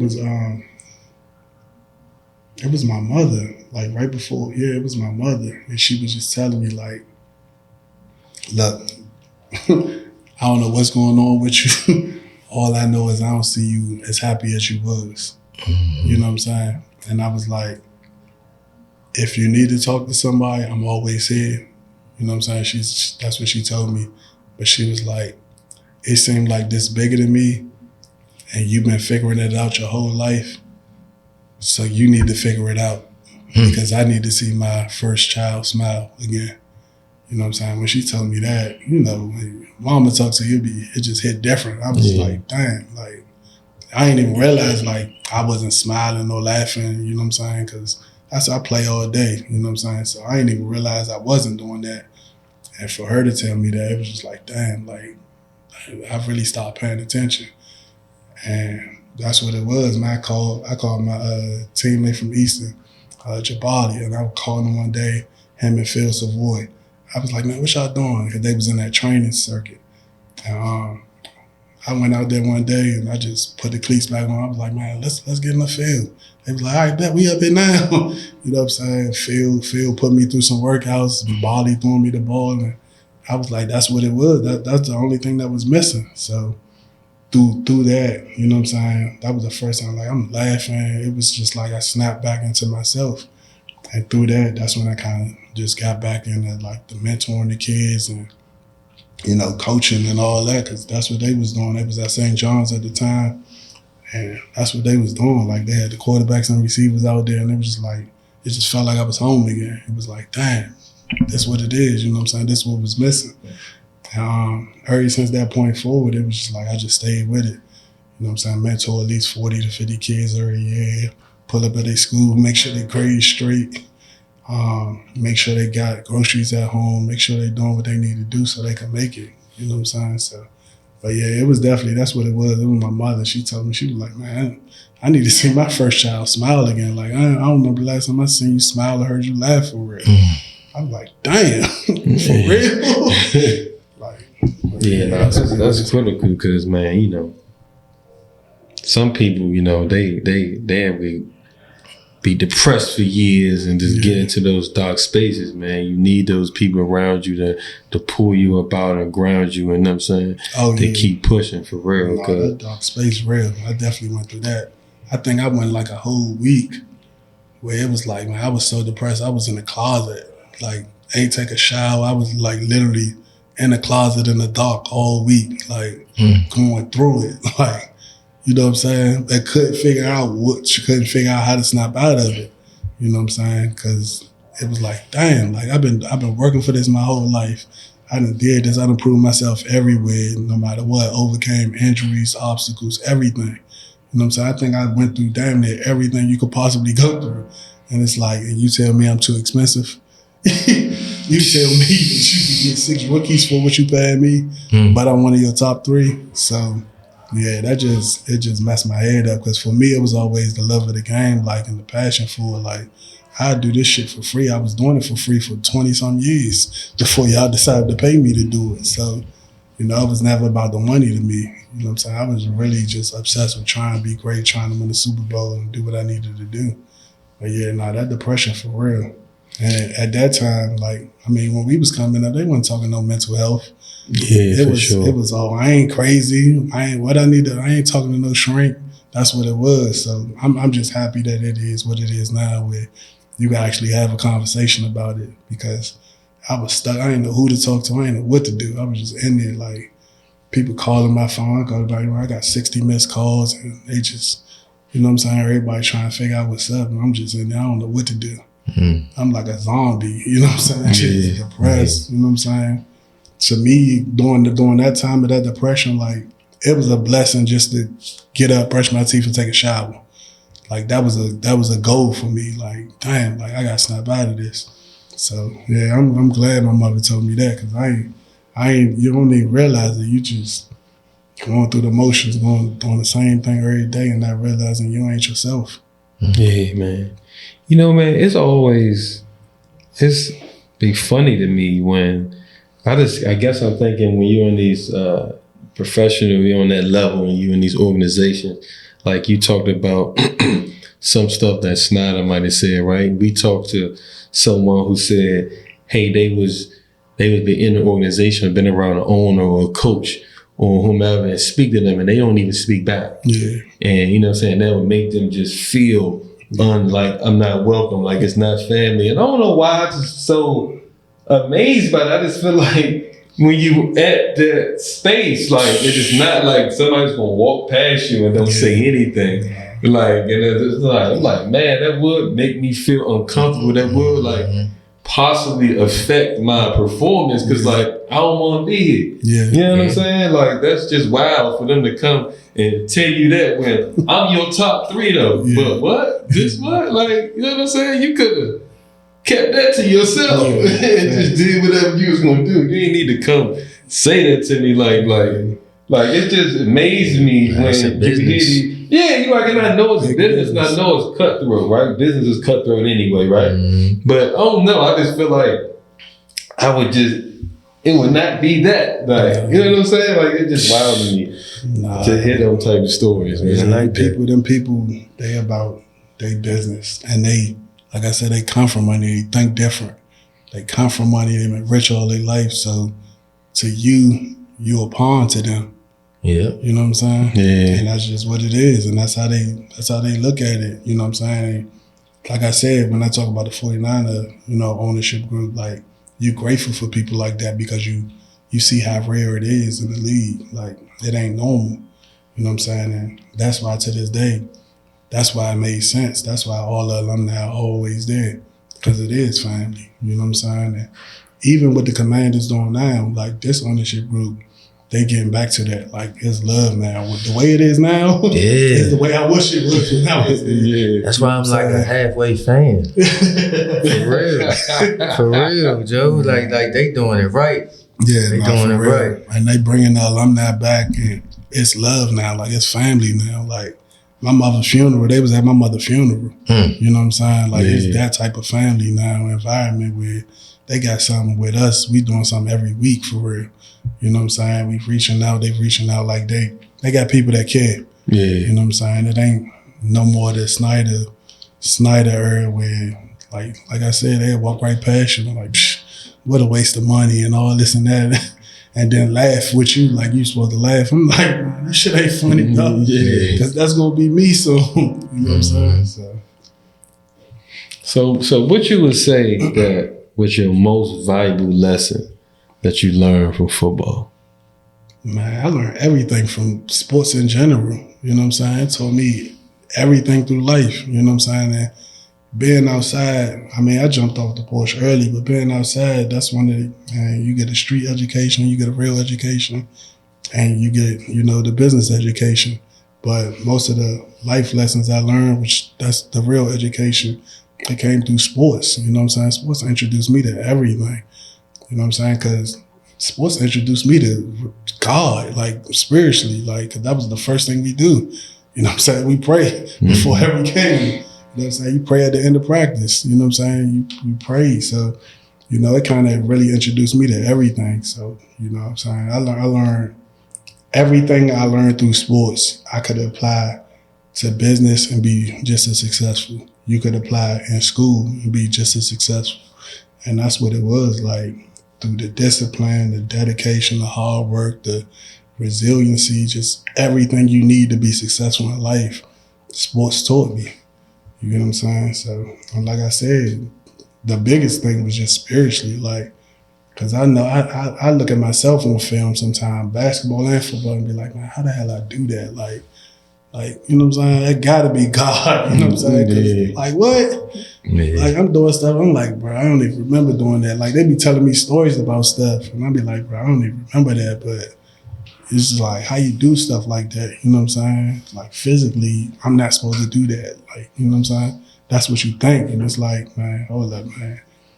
All us get up, put our pants on the same way, all this and that. It's like, you got other people that look just like us, probably got all our measurables, but can't do what we do athletically. And this is like, it gotta be a high power, it gotta be something, you know what I'm saying, different. So that was really like the biggest introduction, because it was like, well, what make me different from this guy, this guy, this guy?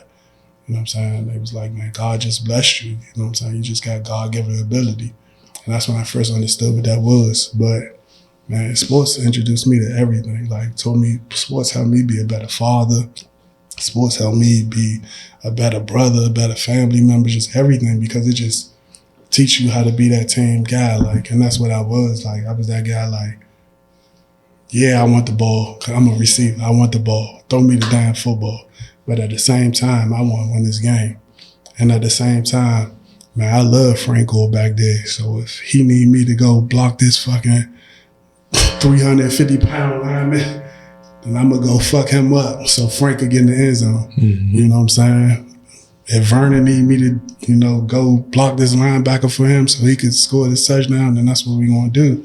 You know, and I was always that type of guy, but you could apply all those things to life. And like I said, to help you be a better father. I mean, if your son needs something, what you going to say? Nah, I ain't doing that because I want this. I want to spend my money. No, you going to do what you got to do for your child. Mm-hmm. You know what I'm saying? And there's just so many. I could talk for hours about just all the lessons that, you know, sports has taught me throughout life. But, man, it really, everything, man. I wouldn't even just say football, just sports in general, man. It just teach you everything. There's so many life lessons. That's why I encourage all kids to go play sports. You know what I'm saying? Not, like I said, you don't got to go pro. I don't, but if you could get some type of money from it where you could get a scholarship and get a free education, why not? Mm-hmm. You know what I'm saying? I tell people that all the time, like, man, I'm not pressing you to go to the NFL, go to the NBA, nah, but if you get a partial scholarship playing volleyball and then a partial academic scholarship and now your whole scholarship paid for, why not? You know what I'm saying? Why not? Because now, guess what? You don't owe Sally Mae nothing. And all the money you make when you leave is your money. And to me, that's how you create real generational wealth. Like, you start stacking your money. You're not paying back student loans. You don't owe nobody nothing. You know what I'm saying? That's why I'm happy that the game is what it is now in college. You know what I'm saying? It's harder on the coaches than the players, but I'm happy, man. I'm happy for them. But yeah, just to answer your question, man, sports taught me everything. Like, I learned every lesson to this day. I wouldn't be the man I am if I ain't play sports. Nice, man. Yeah. So, man, you coached for a little bit too, right? Yeah. Once you were done, you were talking about getting back in the community. I think you said did you coach at Curl for a little bit? Yeah, I was at Curl. How was that experience, like actually getting back on the sideline and actually coaching? Man, it was fun, man. It was fun. The kids had to slow me down, but it was fun. It was fun. And it was a big adjustment. When I say slow me down, like when I first got there, I was talking to them like they was in the NFL, and they was like, what? It was like, hold up, coach. You got to break this down. You know what I'm saying? But that was good for me because it like I said, it's life constantly growing. constantly growing, constantly adapting, constantly adjusting. You know what I'm saying? So it made me go back in the lab and be like, man, dad. Was you a fiery coach? You be like damn near on the field, or how was you? I was that coach, like when it come to protecting the players. Okay. Like, you know what I'm saying? I hate when refs just let the game get out of control and now somebody about to get hurt. Yeah. You get what I'm saying? Because like I said, I've been through injuries myself and you ain't never the same. You know what I'm saying? And just even athletically and mentally. Mm-hmm. You know what I'm saying? My first game at VTech, I was supposed to be at FedEx Field playing USC. Right. My freshman year. Right. I'm on the sideline in the boot because, you know what I'm saying? But I just know the impact athletically because I left high school jumping with a 44-inch vertical, lifting weights at Howard, trying to get ready for VTech. Dude dropped the weight on my foot. Now I'm a 40. You know what I'm saying? And I just know the impact, and mentally I'm like, dang, I can't fly no more. You know what I'm saying? And I realized, like, man, that's still a good, you still up there. But I was hyped because I was like, nah, Jordan got a 44-inch vertical. I got one too. Right. You know what I'm saying? But just go back to the impact of the game. I know how dangerous the sport is. So when you got referees out there letting bad shit happen, that's when I was on this, like, nah, come on, man. We're going to take care of these kids. Like, because I don't care, win or lose, I want to win, but I want both teams to leave healthy, really play the game the right way, because that was the biggest thing I heard in college. When I got there, it was like, man, y'all kids up there, man, y'all talented, y'all got some of the best talent in the world, but y'all don't know the game. It was like nobody coaching y'all, nobody teaching y'all nothing. You get what I'm saying? So that's the type of coach I was. Like, I was trying, I'm gonna give you all the information you need. You're not gonna say you played for me and don't know how I play this game, don't know how I play receiver. And I'm gonna break it down however you need to. But that's what I loved about it, because it forced me to, you know what I'm saying, it forced me to pivot, it forced me to come from a different angle. You know what I'm saying? And I was still using basketball. You know what I'm saying? At receiver, I'm like, all right, bet. You know what I'm saying? Just try and break it down to a freshman. You know what I'm saying? Instead of talking the NFL language, I had to really break it down. I'm like, look, you got the cornerback in front of you. You got to read that linebacker to your side, and then you got to read the safety. And I was like, I drew it on the paper, and I was like, Drew, what shape is that? He was like, a triangle. I was like, yeah, this your triangle offense. I'm like, this how you play your offense right here. This reading these three people is going to tell you exactly what to do. Within the first two steps, you're going to know whether you got to do this or do that. You know what I'm saying? Just breaking it down different ways. And it just helped me learn, like I said, learn different people, because you can't coach everybody the same anyway. You know what I'm saying? But when I got to Carolina, we had some dogs. Nick Harbour down in South Carolina. My boy Vicky, Joseph Mapoyi. He just left Penn State, transferred to North Carolina. I had Gator, Jamal Ebron. We had some good guys down there, man. You know, we couldn't get past Gonzaga, but that's all right. You know, I we watched had some dogs. We had some dogs. We had a lot of talent down there, man. A lot of those guys still in college, D1 schools, doing real good, man. So it was fun. So talk about, obviously we done transition into college, right? You got NIL, right? Speak on, how would you navigate, like if you're a senior in high school, right? Like, how would you navigate picking a school with this NIL right now? I'm always, when it comes to picking a school and going through the recruiting process, I'm always tell the kids that, man, it's like picking a girl, man. You know, pick the girl that like you. Pick the girl that like you, not the one you like. But with the NIL, it's big business now. So with that, it's like, you want to go somewhere where you got a chance to really market yourself the way you can, you know what I'm saying, and get the most you can. I mean, just look at the NBA this year. You know what I'm saying? I feel you on that. It's a lot of complaining, because I feel like they feel they have lost control or leverage. You know what I mean? But with anything, you got to be able to adapt to the situation in order for it to be successful. Yeah, you got to, man, because it's like, why you want control? I don't understand that part. Like, it's like, why do you want control? You ain't trying to control your team. You're trying to teach your team how to be great. You know what I'm saying? And to basically be self-sufficient without you. You know what I'm saying? That's just my point of view. I really think, like, if y'all playing for me, I'm not trying to control y'all and what y'all do. I'm gonna teach y'all the game the right way, help y'all play the game the right way. So that way, when they come to a situation, y'all don't need me to call the time out and get y'all together. Y'all can do that as players on the floor. You get what I'm saying? And that's what the game should be. Like, coaches want so much control and they want it to be about them, and it ain't about you. Yeah. You know what I'm saying? Yeah, you in a situation where you got to win now because of the level that the college is now. You got to win. But at the end of the day, it's about your players and how you making them better. What you teaching them. You know what I'm saying? How are you helping them be better in life, be better man, and be better in the game? So when it come to that, man, I for any NIL, man, the whole situation, man, pick the girl that like you, and pick the girl that's gonna help market you and help bloom you into the man you're supposed to be. You know what I'm saying? Put you in a situation where, man, you gonna go shine like you're supposed to. You know what I'm saying? That's funny you say that, because I also see some kids like, I ain't gonna get as much money ever again, right? So they'll go to the highest bidder. This is what we talked about, go to somebody that like you.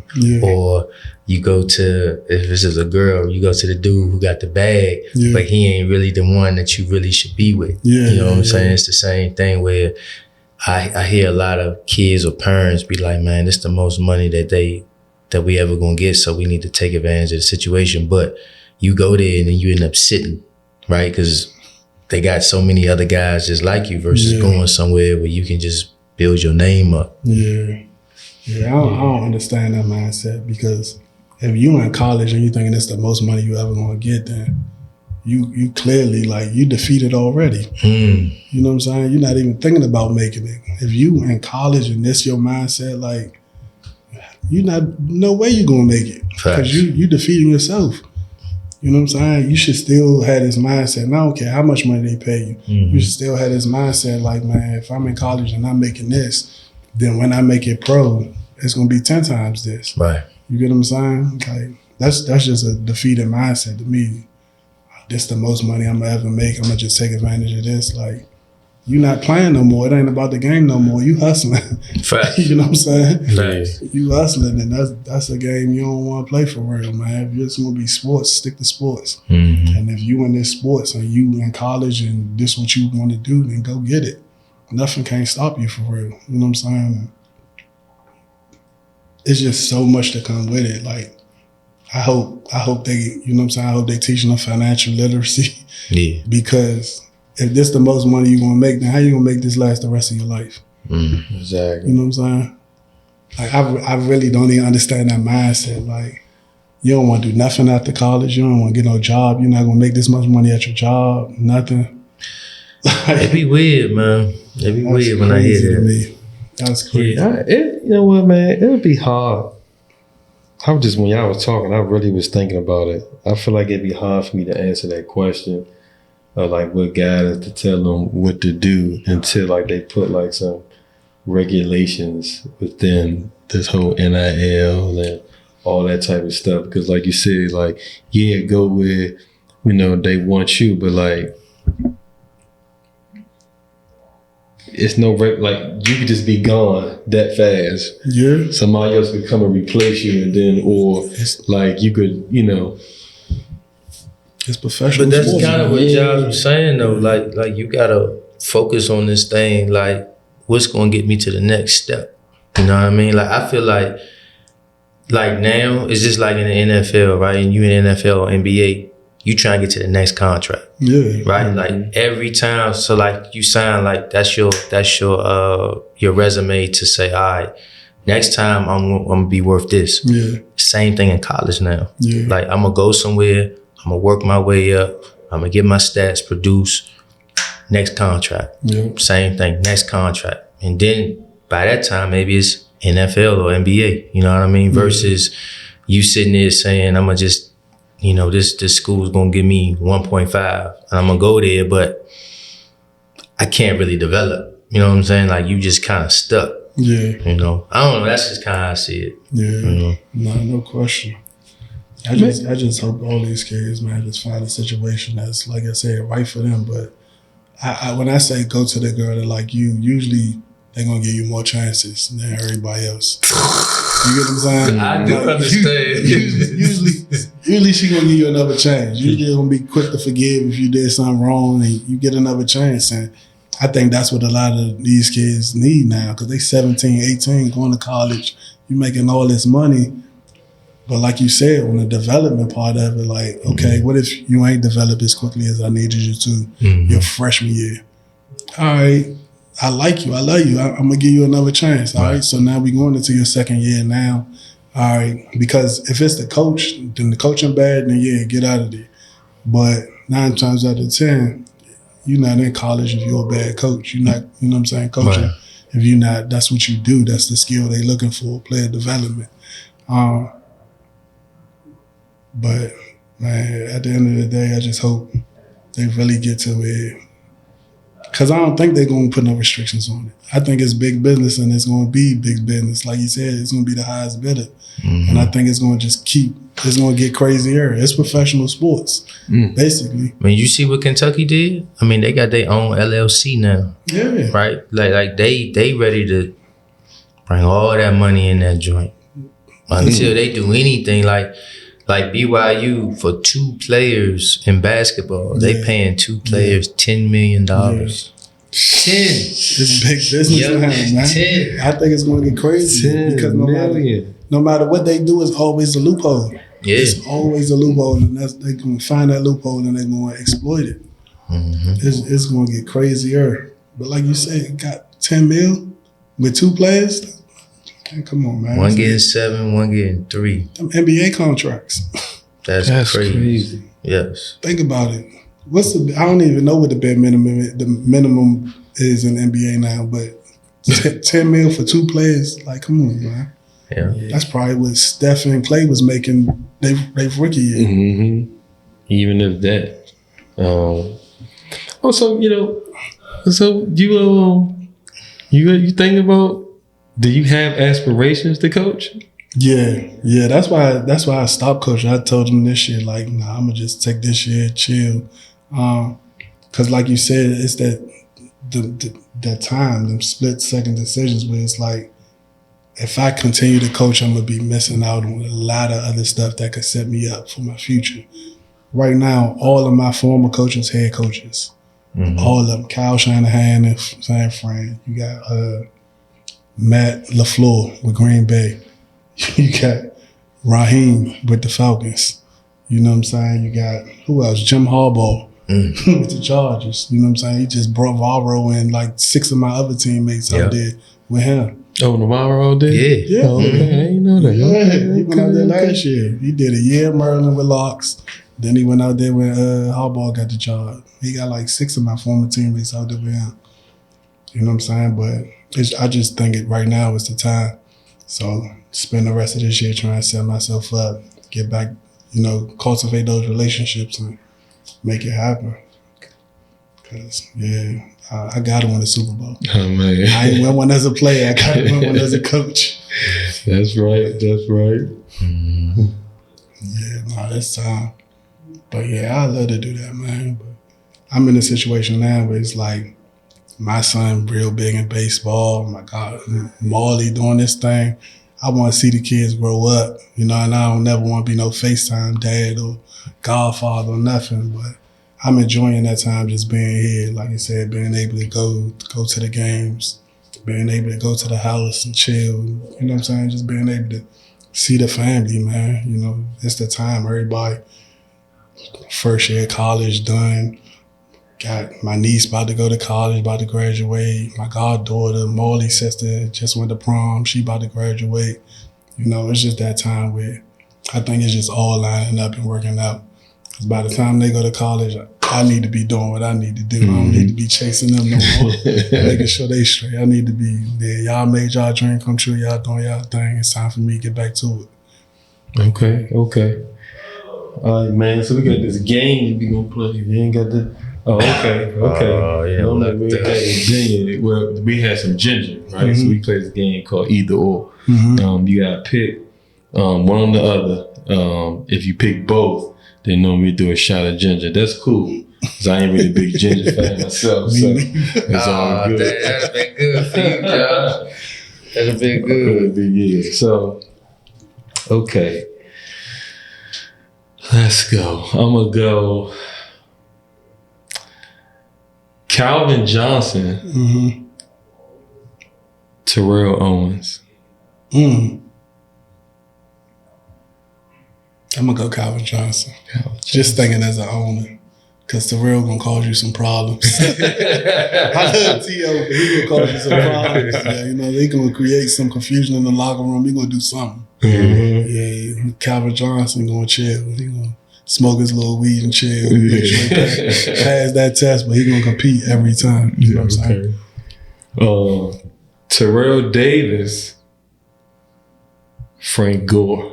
I'm going Frank all day, man. Frank all day. I'm going Frank all day. Terrell Davis gonna be on the sideline with asthma, man. He Frank a dog, man. Frank don't care. Frank gonna come, no sleep. Pause. No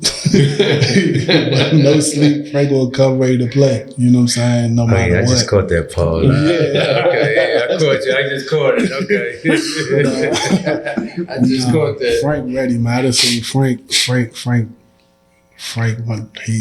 is a Hall of Famer, man. I done see him come to Camden like, man, what the hell wrong with Frank? He like in the game some weight. Next thing you know, it's time to play. He ready to go. 200 yards, 2 touchdowns. You know what I'm saying? Catching the ball out the backfield or everything, man. I done seen Frank do some crazy shit. Block a dude, flip him, dude fall on his neck, all types of Frank a dog, man. I love Frank, man. Marvin Harrison, Antonio Brown. That's a tough one. Marvin Harrison, Antonio Brown. Same thing, man.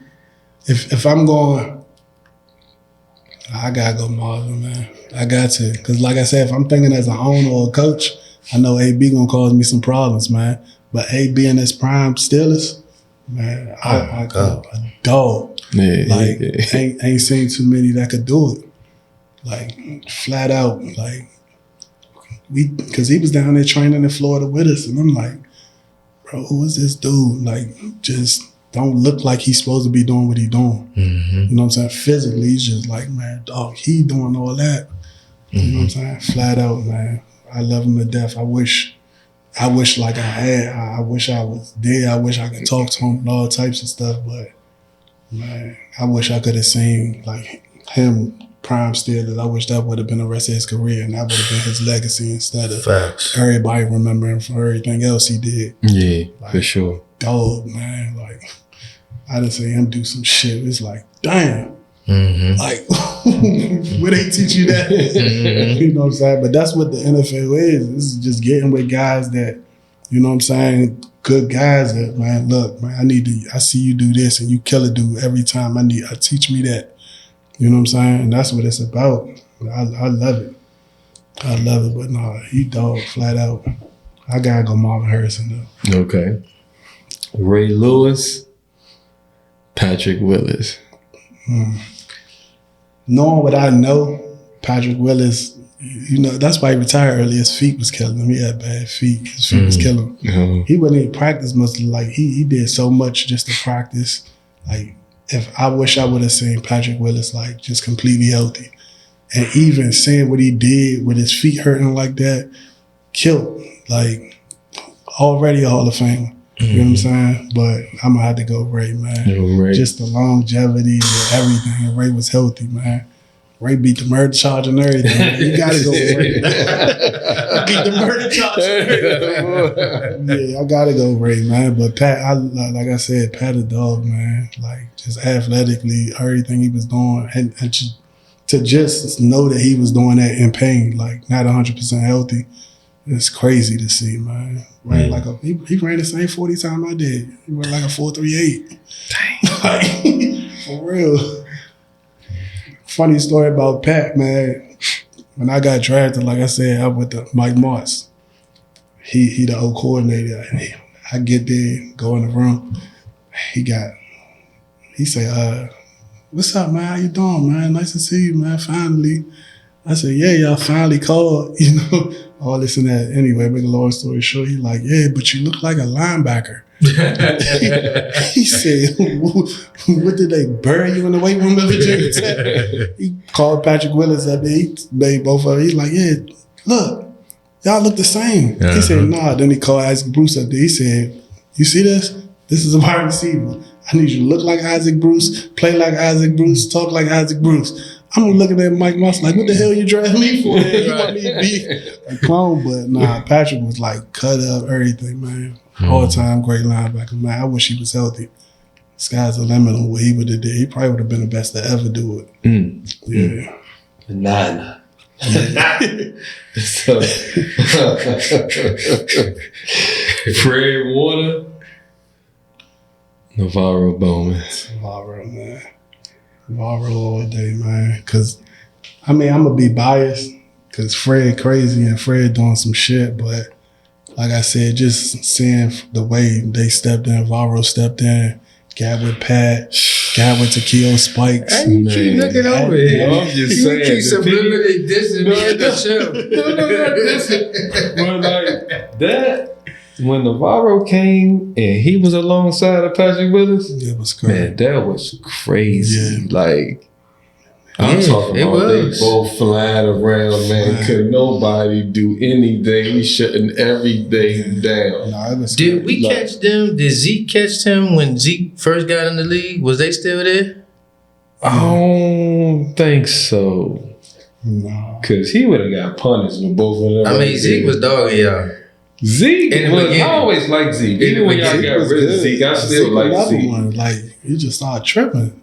Right. It's like, bro, like, how you come in the league killing like you killing, and then now you just I know. partying and all just start tripping, man. But nah, the way, like I said, again, with Navarro, he walked into a great situation. Like, Yeah. you got Takeo Spikes on the team. Yeah. You got Pat Willis. Takeo Spikes was playing football. When I got drafted, man, I had his rookie card when I was in elementary school. Damn. And he ended up being my teammate. You know what I'm saying? So to have that type of vet in your locker room, and then you got Pat with you, man, it was a great situation for him. Man. I loved it. And Singletary was your coach. Yeah. It's like, come on, man. It don't get much better than that. Fresh. You know what I'm saying? But nah, Navarro all day, man. They was flying around, just practicing against them every day, man. Just helped you get better. Mm-hmm. You know what I'm saying? It got to a point where we'd been the off season. I'd be like, I don't care how hard you hit somebody else, you ain't gonna hit me like that. You know what I'm saying? Gotta be better at my routes. And I knew I had to get out of my break fast and get up the field before they line my ass up and try to punish me or something. So, nah, it was definitely fun, man. That was a great defense, man. Navarro, Pat, you had Big Justin Smith, remember him? Mm-hmm. You had all types of people. You had Deshaun Ghostin at safety. Yeah. Mm-hmm. Man, it was crazy out there, man. So, all right, so we have Barry Sanders, Mm-hmm.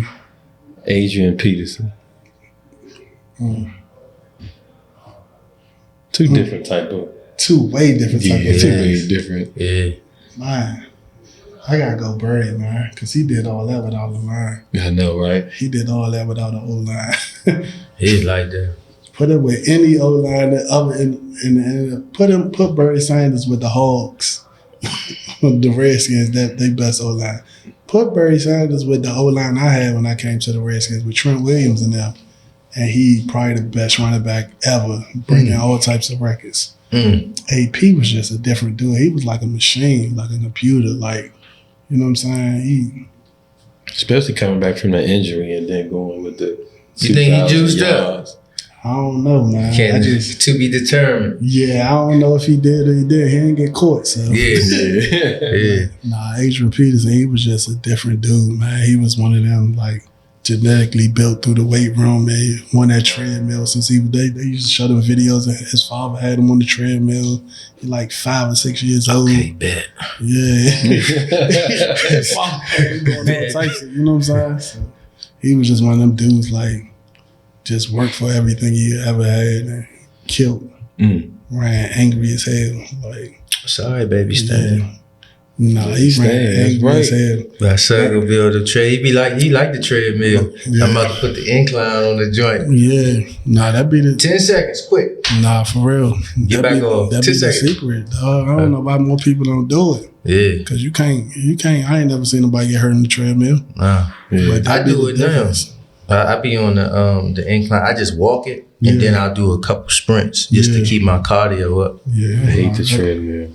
That be the that'll hill work. Yeah, I love that hill work. That be the secret because people always ask like, man, dang, what you had to do different to get ready? You know what I'm saying? How you get so explosive? How was you jumping, man? That hill, Easter hill.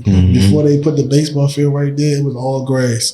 And before practice, we had to touch the gate, run all the way up the hill, run back 50 times before practice, 50 times after practice. And then we started doing other stuff on the hill. Coach Johnson, he was like the strength guy there. He back up Eastern now, matter of fact. He used to have his pickup truck, put that joint in neutral, Eastern parking lot before they put all the speed bumps in there. He used to make us push the truck all the way up the hill. Like all types of different workouts on the hill. That was the difference, man. That's why I went from like just dunking to like holding chest above the ground. Like, you know what I'm saying? Just running to like now we flying. I'm going from 4.7 to 4.3, just all types of hill work. Cause I did the same thing when I was in college. I got this joint in the 757 called Mount Trashmore. Big ass hill. Yeah. We went down there and trained in the off season, man. Have you ever done the hill sand dunes out Cali? Nah. Oh my God. So look, real quick, just a quick story real quick. So I went out there one time. I think one of my youngins was playing at Pepperdine. So I'm that's Malibu or whatever. So I go out there and I'm like, man, I'm just go get a workout in.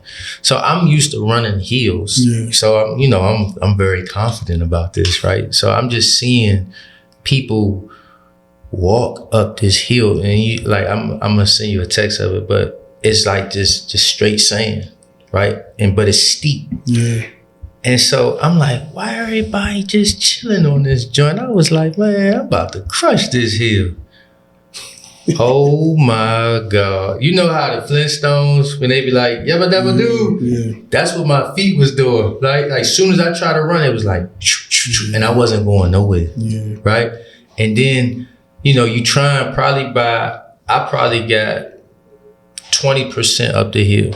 And then my legs just said, I was like, oh, I see why motherfuckers walk this joint. Look, it hurt to even walk to get all the way to the top. Like by the time I got up and got down, I was like, that's my workout.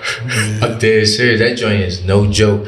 And like a lot of swimmers, a lot of divers and track people be out there. Yeah. That's a mean joint Westbrook used to run. I can see why he's so damn explosive. Yeah. They used to have something at San Fran, but it wasn't nothing like that.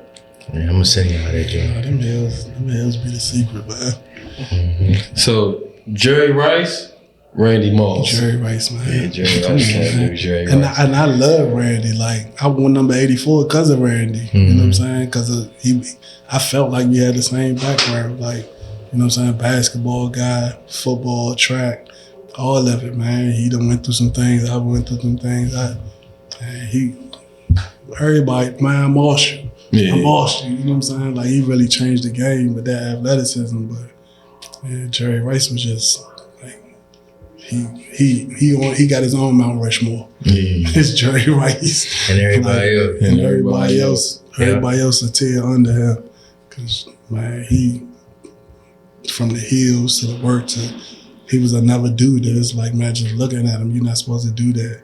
Like, even your measurables, you wasn't supposed to do that. Like, I think you ran like a 4.6 or something. But you ain't never seen him get tackled from the behind. You know what I'm saying? Leading every category in receiver there is. Like, I don't care if he had Hall of Fame quarterbacks, man. You still got to catch the ball and make the plays. Oh, you're right about that. So I'm going to go to basketball. AI, Kyrie. AI. Flat out, dog. Kyrie different though. Yeah. Kyrie special, man. But I gotta go AI, man. Just flat out put him in any situation. And I always tell people, look at those years when the Sixers was in the playoffs. You know what I'm saying? Like his best player was what? Old Mutombo. Right. Then you had what? Aaron McKee. Yeah. Like. Yeah. Right. Come Lynch. on, man. Eric Snow. Yeah. George Lynch. And he multiple times. You know what I'm saying? So I just gotta go AI, man. Durant, Melo. Shit. KD, man. KD, man. Like, no one go with this one because I feel like it's still a good one, even though God bless the dead. And then it's he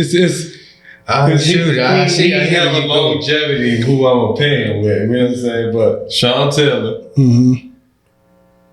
And I had Ed Reed in my head. I'm going Ed Reed. I gotta still pick Ed Reed. Rest in peace to Sean Taylor. But go ahead. Yeah, I'm another too much. Ed Reed is too much. Ed Reed the GOAT for me in that joint. Ed Reed, yeah. Ed Reed the GOAT. And safety? Yeah. He old Ronnie Lott too? Yeah.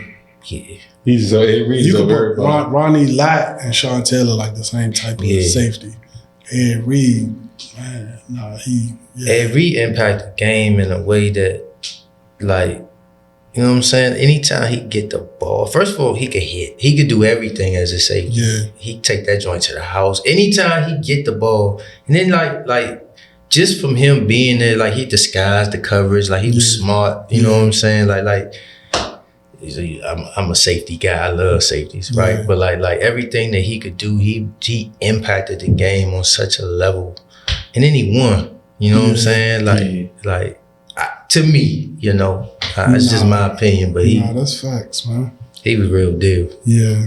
Okay. On every level, special teams, the run game, passing game, like you had to account for him. You had to. If you didn't know where he was at, then your play was destroyed. That shit going the other way. Fumble recovery, pick six, or he making somebody do something crazy on special teams. You know what I'm saying? He was different. All right, so Bron, Kobe. I'm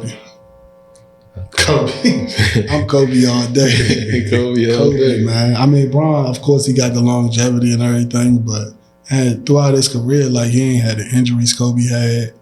You know what I'm saying? And I mean, I know it's the big debate about him teaming up, but it's like I said with AI, look who Kobe took to the championship, man. Without Shaq. Yeah. Yeah. Like, come on, man. So, love or respect? Love. Somebody can respect you, but yeah, they gonna respect you enough to probably set your ass up sooner or later because they don't really care about you. They just respecting you because, you know what I'm saying, it is what it is. I think the people that love you, like, man, just go a little further. You know what I'm saying? And yeah, they say love will get you killed too, but at the same time, man, I'd rather be around a bunch of people that love me, like genuinely love me, than a bunch of people that respect me. Because that respect, like what you respect me for, you respect me just because I was good at sports, or you respect me for what I can do. Huh? Yeah, that's how you see it. Yeah, okay. Yeah. Love or loyalty? Love. Because loyalty can only get you so far too. Like, you know what I'm saying? And loyalty gonna make you do some dumb shit eventually.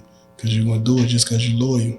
For real, loyalty got a lot to do with You took it on that other side of loyalty. Ooh. Yeah, loyalty got a lot of people sitting doing 10, doing 15 because they loyal. You know what I'm saying? And I never understand it. You know what I'm saying? They loyal to they loyal to a neighborhood somebody else own. They loyal to a street. Like, nah, loyalty will make you do some dumb shit, man. You can't let loyalty make a fool out of you. If I'ma die or if I'ma sit and do 10 or do life, I'ma do it for the people I love, not the people I'm loyal to. Like, nah, I'm good. I'ma die, I'ma do it for the people I love. So, man, what we like to do at the end, man, we always talk about handling success, right? Obviously, you're trying to get to a certain plateau, but once you get there, being able to stay consistent with the success is another animal. You know what I mean? Talk about how you were able to maintain that level of success, and then you got future players and parents, you know, like what advice would you give to them on handling success? The main advice that I give a parent is just never be complacent. Like, no matter how good you are, it's always another level to get to. You know what I'm saying? And with those new levels come new devils. You know what I'm saying? So it's overcoming everything that comes with it, but just never getting complacent. I mean, I always think back at my situation where it was like, I didn't have nothing to come home to. So I literally had to go get everything I ever wanted and create my own life, create a life for myself. I had to really, like, I left here not having a home to go back to when I graduated high school to by the time I made it, now I could buy whatever I wanted.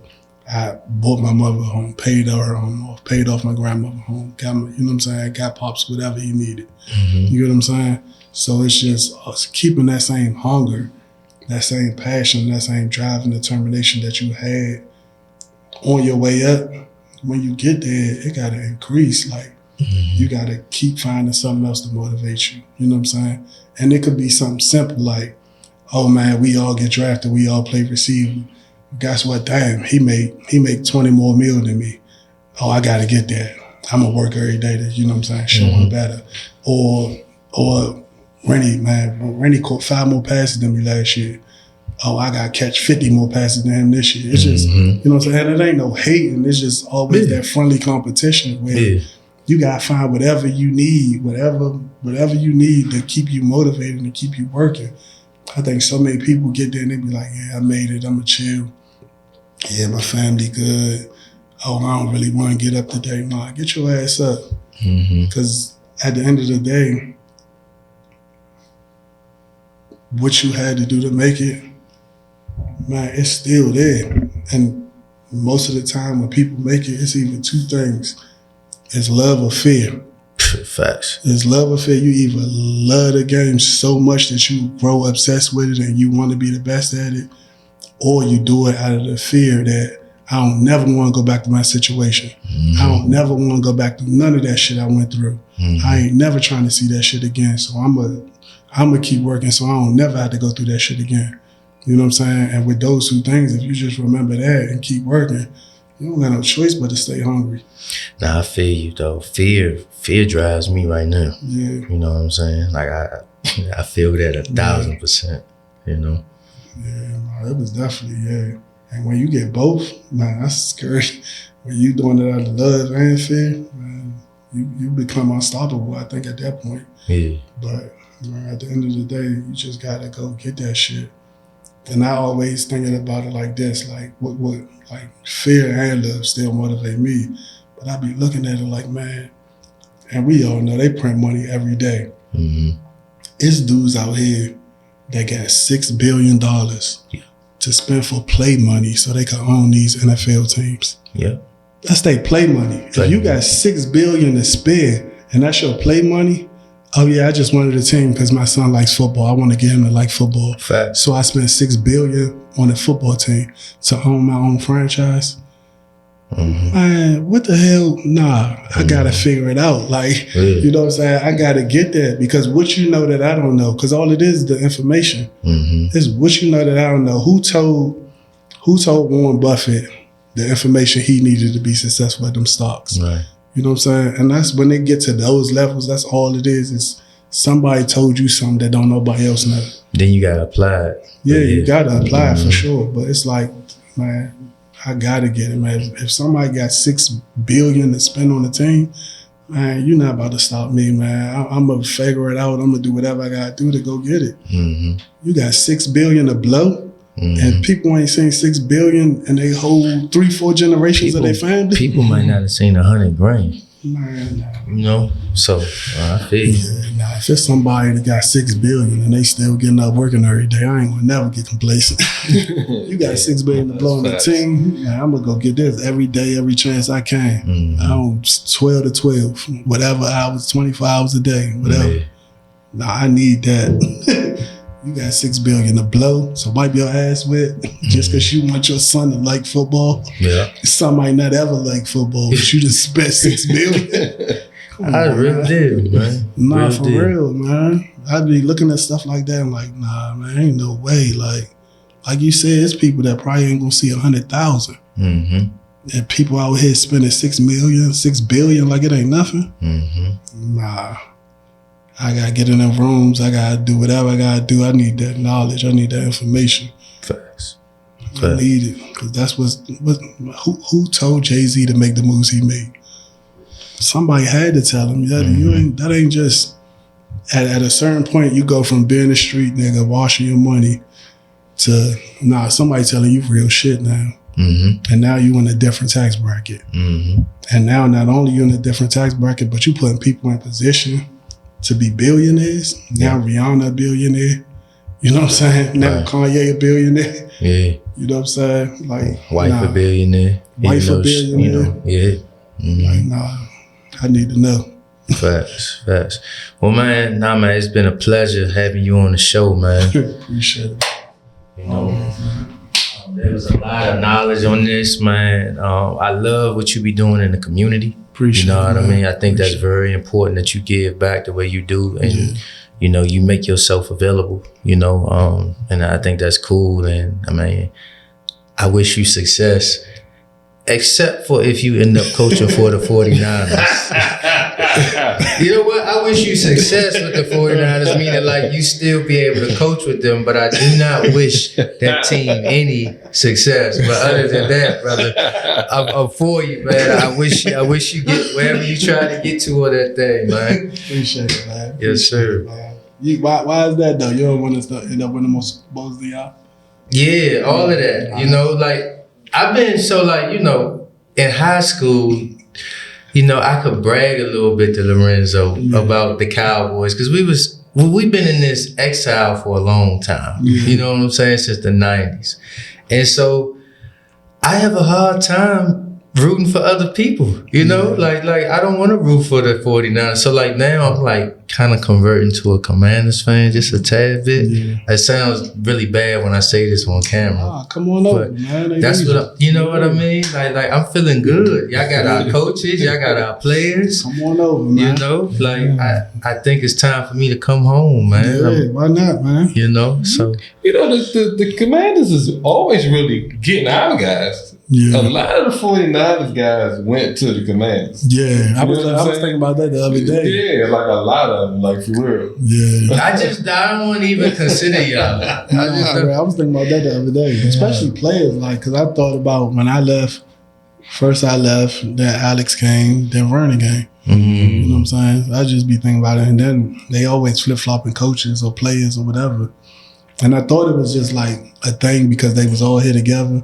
And now they be like, oh, you don't want him, I'm going to take him, man. I'm going to figure out, you know what I'm saying? It's a business. You know what I'm saying? And I don't want, not taking nothing away from the players. Yeah. Like, if you make it to any professional level, you one of the best in the world. Facts. But it's also, I want to know everything he telling you. I want to know how they do this. I want to know the ins and outs of their offense, their defense, and their special teams. That's also an aspect of it, too. Yeah, You know what I'm saying? information. So that's why I thought that it was always the flip-flop. And I was like, man, why the 49ers and Redskins always trading plays? Yeah. You know what I'm saying? Because when Pierre left here, he went to the 49ers. Yeah. When Joey Reed left here, he went to the 49ers. And it's just... that ownership thing, I think because owners know each other and they cool. Certain people they cool with, so maybe some of that too. Yeah. I just know we got a rich organization and they just want, So on that note, you guys, let's make sure you guys subscribe, like, and share. And make sure you stay game related.